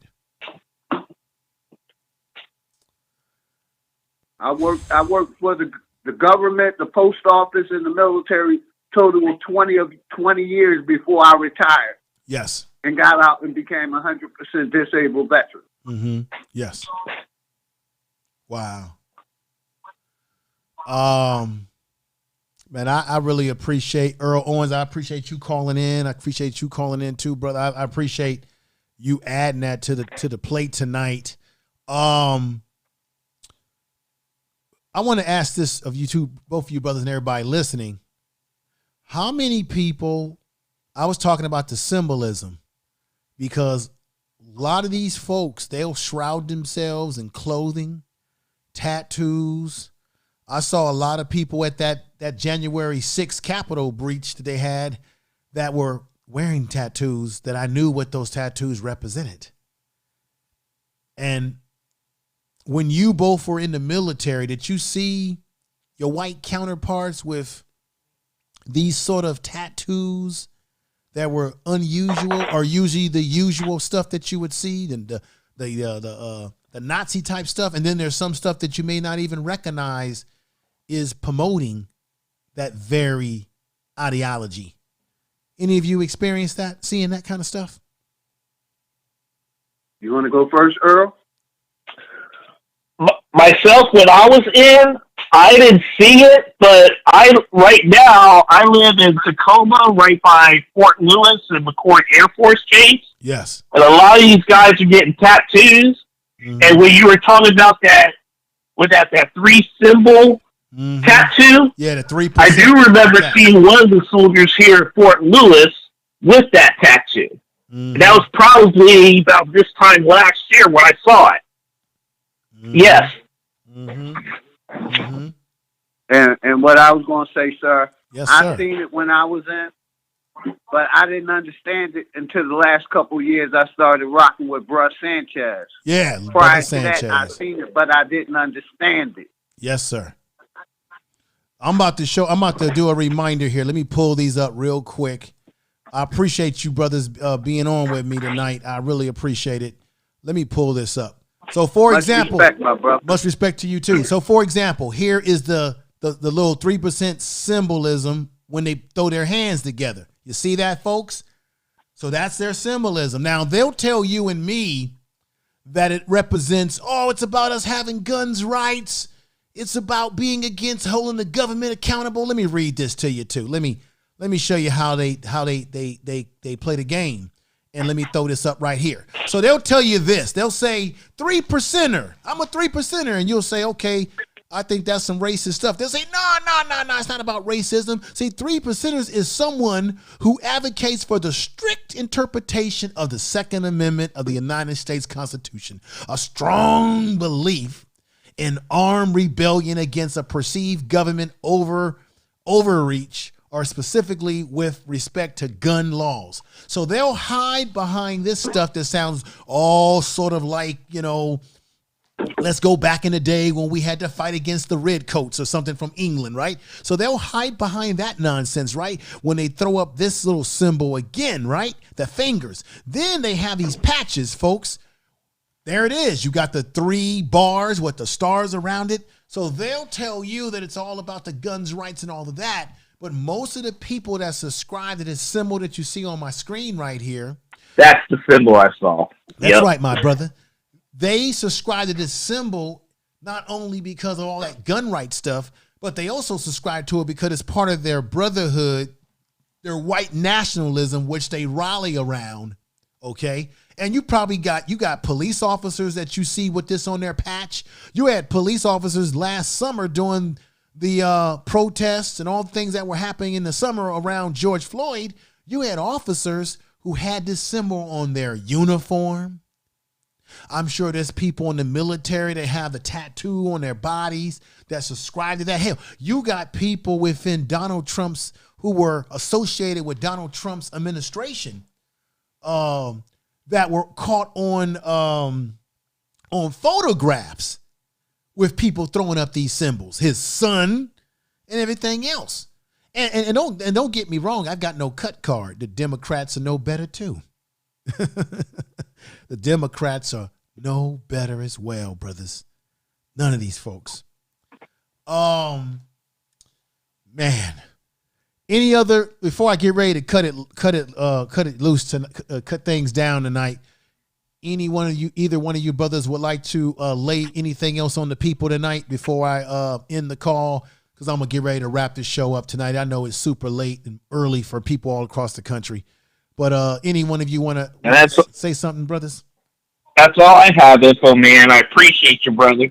I appreciate you too. Hey, I'll be doing more call-in programs like this more often, and I really appreciate if you brothers would call in and add to the program. I really would. I would like to say in closing, much love and respect to everyone. Yes, sir. Information, man, I'm with you, my brother. We need to get all this information out to the people. Right. And whenever you see me, just know I come in peace. Oh, I know you do, brother. I know you come in great peace. And check this out. I'll be on. I got a brother who contacted me, who follows me too. He wanted to do this show. And on Sunday, we're going to be talking about California. It's going to be a tough one. Should black people that live in California, should they leave California and go to the South? Because in California, we're getting our asses kicked out here. Economically, we're becoming, like Jason Black says, we're becoming a done deal in California.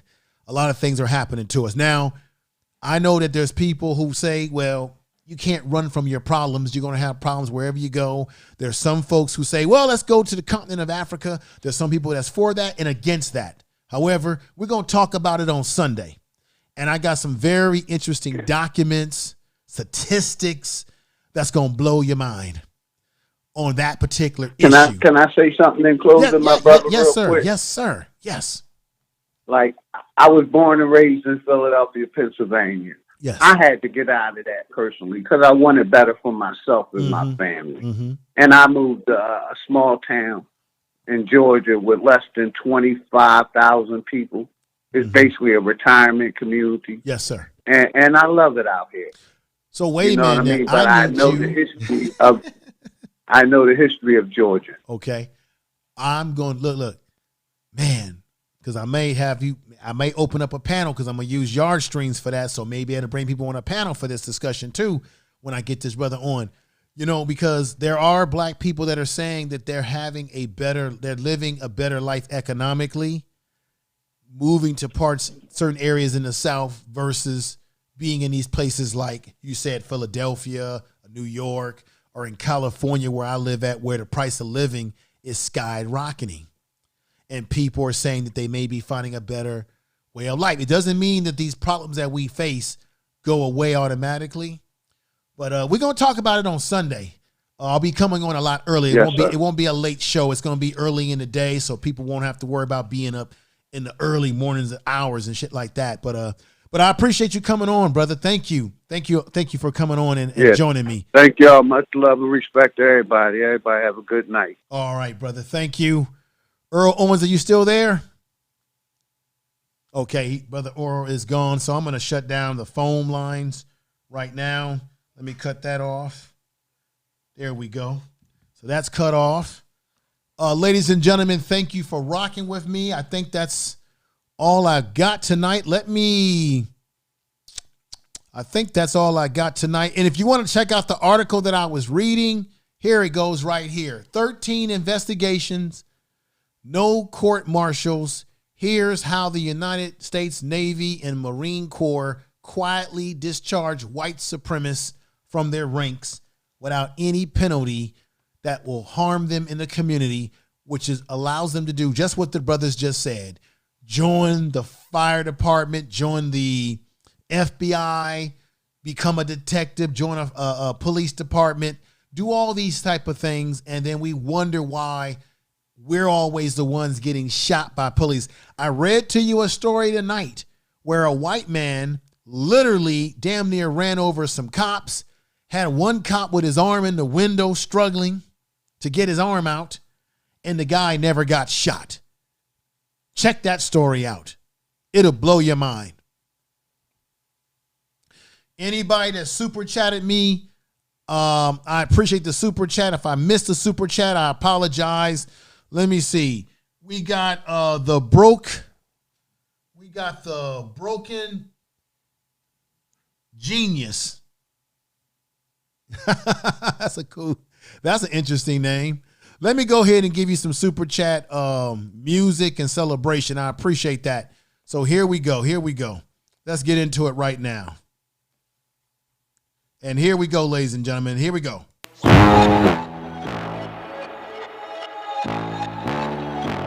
Tell them run it up. I wake up. Yeah. All right. I wake up, flex, I'm down that check. No drip, this wet. Tell them run it up. No sleep, no rest. Thank you for the super chat. But first I stretch. Tell them run it up. I wake up, flex, thumb down that check. No drip, this wet. Tell them run it up. Thank you for the no super sleep, chat. no rest. Might crash, might rest. But first I stretch. Tell them run it up. 9 out of 10 roll through my hands, I'm by my lonely. Turn to a savage, now my baby wants to hold me. I love my fans, don't need no friends, I got my homies. Thought I could trust you, I find out you tried to zone me. I'm number one up on that court, I'm niggas Grady. The first one in, the last one out, can't call me lazy.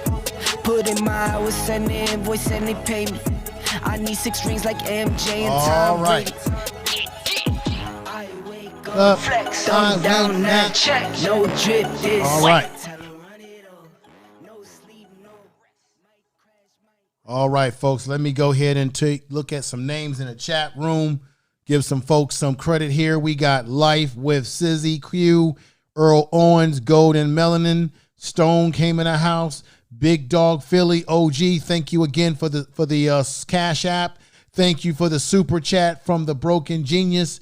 Thank you. We got Ann of Yao. Thank you for being here. Let me see. Thank you for being. Oh, we got Lady Leg 75. Thank you for coming over. Miss Latoya Thompson. Thank you for coming over. We got Merritt is in the house saying hello. Welcome here, Merritt. Come on over more often. Subscribe to the show. Oh, I have not. I've got to give some respect to a main man who probably knows about how the military plays these games. And that's my man Cap P2, my man Cap. PY2, Cap PY2, who's in the house. Give him some love, ladies and gentlemen. He's a military veteran. Brother's been rocking with my channel for a long time, and I tell the truth on that. Tell the truth. A long time. He's a military veteran, and I'm sure Cap would have a story to tell. Cap, I wish you would have called in tonight, brother. I would have loved to hear your story. We got Tiffany Jackson. I got to give her some love. She comes in very strong. Like I said, Cap has been following me for a long time.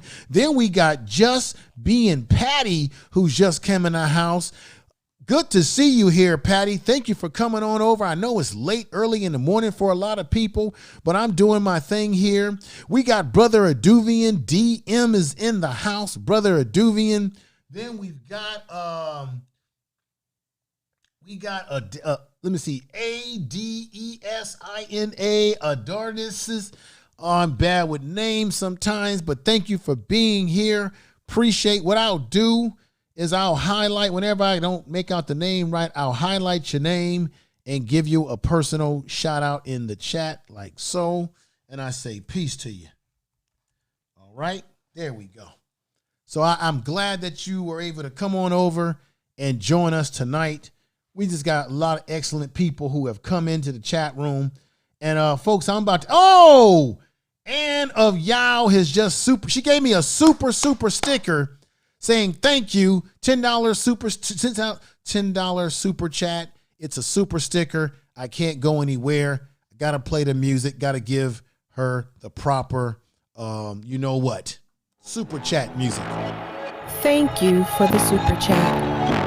Time to run it all. I wake up. Yeah. I wake up, flex, thumb down now. Check, no drip, this wet. Time to run it all. No sleep, no rest. Might crash, might wreck, but first I stretch. Time to run it all. I wake up, flex, thumb down now. Check, no drip, this wet. Time to run it all. No sleep, no rest. Might crash, might wreck, but first I stretch. Time to run it all. 9 out of 10 roll through my hands, I'm by my lonely. Turned to a savage, now my baby wants to hold me. I love my fans, don't need no friends, I got my homies. Thought I could trust you, I find out you tried to zone me. I'm number one up on that court, I'm Nick McGrady. The first one in, the last one out, can't call me lazy. Put in my hours, send the invoice and they pay me. I need 6 rings like MJ and Tom Brady.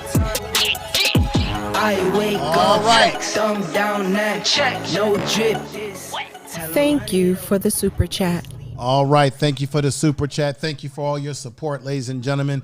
It's been a great night. We'll do it again. I'll be back on Sunday, 1 o'clock Western time, which will put it at, let me see, 3 o'clock Central time, 4 o'clock Eastern time.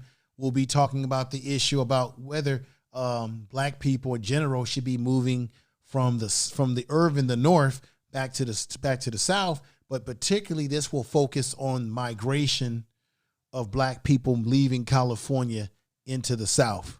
Remember, black people were the first ones to make up what we call this mass migration of black people leaving the South into the West and going up north to places like Detroit, Philadelphia, New York, all these places, because our family, our ancestors, our people left the South because of the racism, the mistreatment, but they also left because they were going for jobs and better life and opportunity, which is what the goal was in doing so.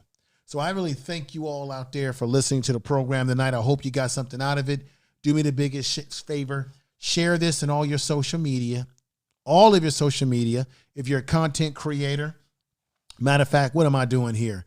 Let me see here. So like I said, share this in all of your social media, okay?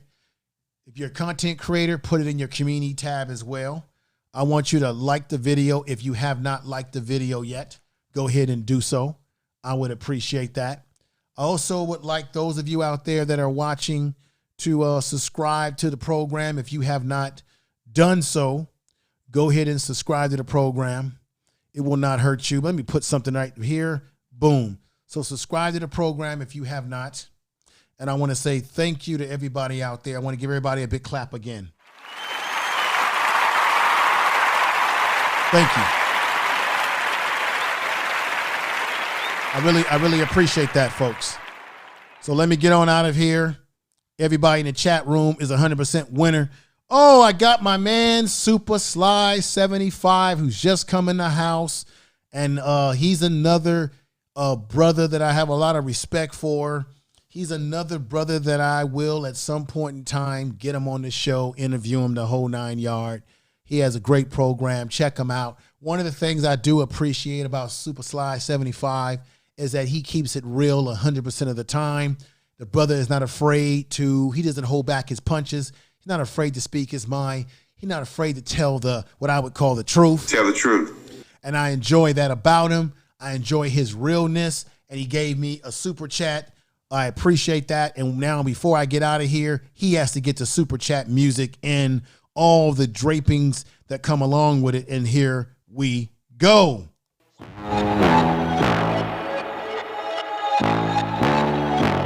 Tell them run it up. I wake up. Yeah. I wake up, flex, thumb down now. Check, no drip, this wet. Tell them run it up. No sleep, no rest. Might crash, might wreck, but first I stretch. Tell them run it up. I wake up, flex, thumb down now. Check, no drip, this wet. Tell them run it up. No sleep, no rest. Might crash, might wreck, but first I stretch. Tell them run it up. 9 out of 10 roll through my hands, I'm by my lonely. Turned to a savage, now my baby wants to hold me. I love my fans, don't need no friends, I got my homies. Thought I could trust you, I find out you tried to zone me. I'm number one up on that call, Nick McGrady. The first one in, the last one out, can't call me lazy. Put in my hours, send the invoice and they pay me. I need 6 rings like MJ and Tom Brady. I wake up, flex, thumb down now, check, no drip. All right, everybody. Tell them run it up. Appreciate that, brother. No sleep, no rest. Might crash, might wreck, but first I stretch. Tell them run it up. I wake up, flex, thumb down now, check, no drip, this wet. Tell them run it up. No sleep, no rest. Might crash, might wreck, but first I... Okay, everybody. I appreciate everybody out there supporting the program like you've been doing tonight. It's been great. And thank you for rocking with me. I came on a little bit late, wanted to come on a little bit earlier. I know people had to go to bed, but thank you for being here. Super Sly 75, thank you for the super chat, brother. Thank you for coming by. I hope you and your family is doing well. Much respect to you as always. Much respect to everybody in the chat room. And I'm about to get on out of here. I'll see you all soon. We'll do this again. And take care of yourself, everybody. Peace.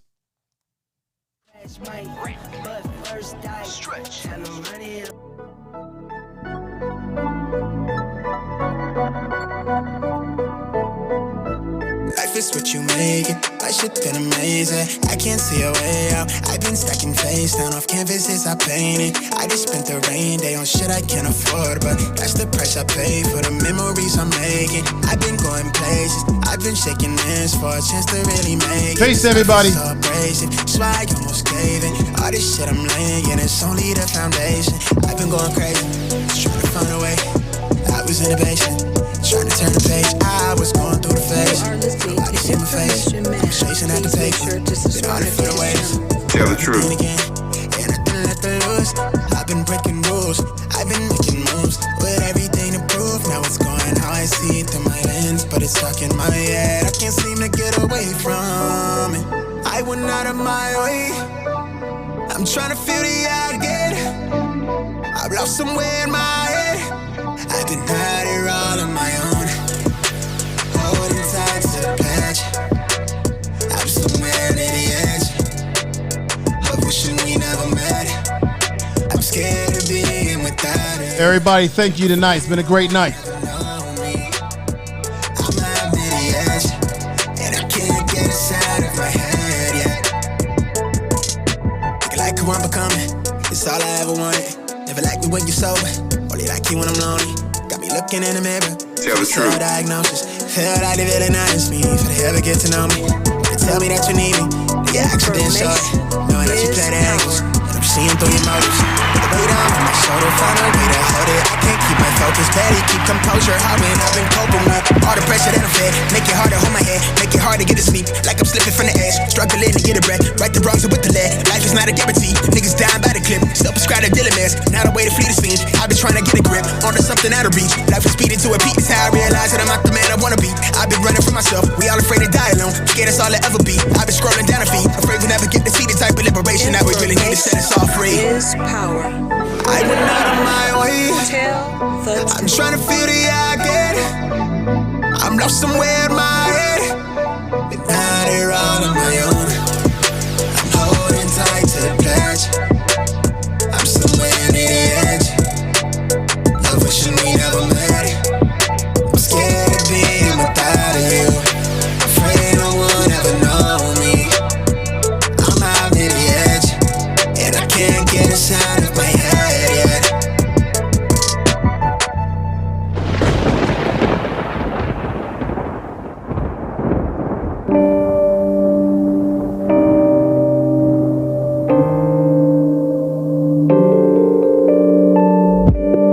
Issues, I know I got issues. Hate you, then I miss you again.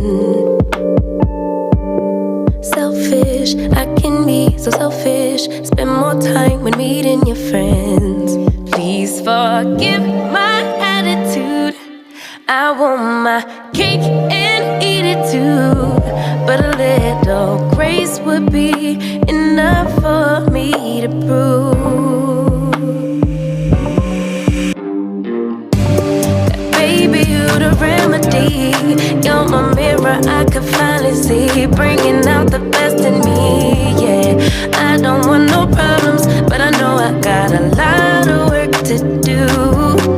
Baby, I'm not perfect, but I know I'm worth it. Working out my issues with you, with you. Grudges, I be holding grudges. Can't let go of any mistakes. Distant, sometimes I get distant. Stay away as long as it takes. Forgive my attitude. I need my cake and eat it too. But a little time will be enough for me to prove.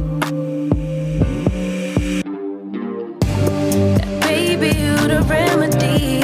You're my mirror, I can finally see. Bringing out the best in me, yeah. I don't want no problems, but I know I got a lot of work to do.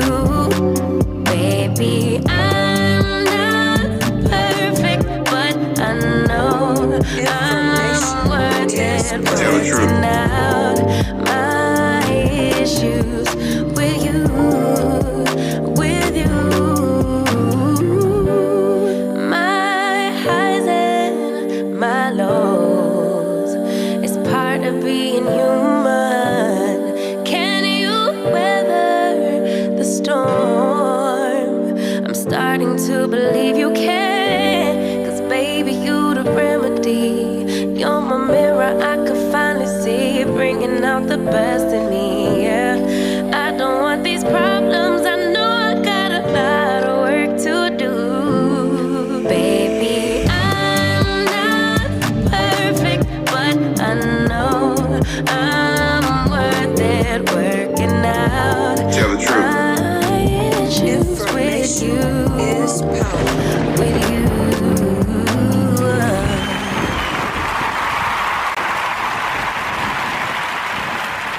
Good night, everybody. Peace.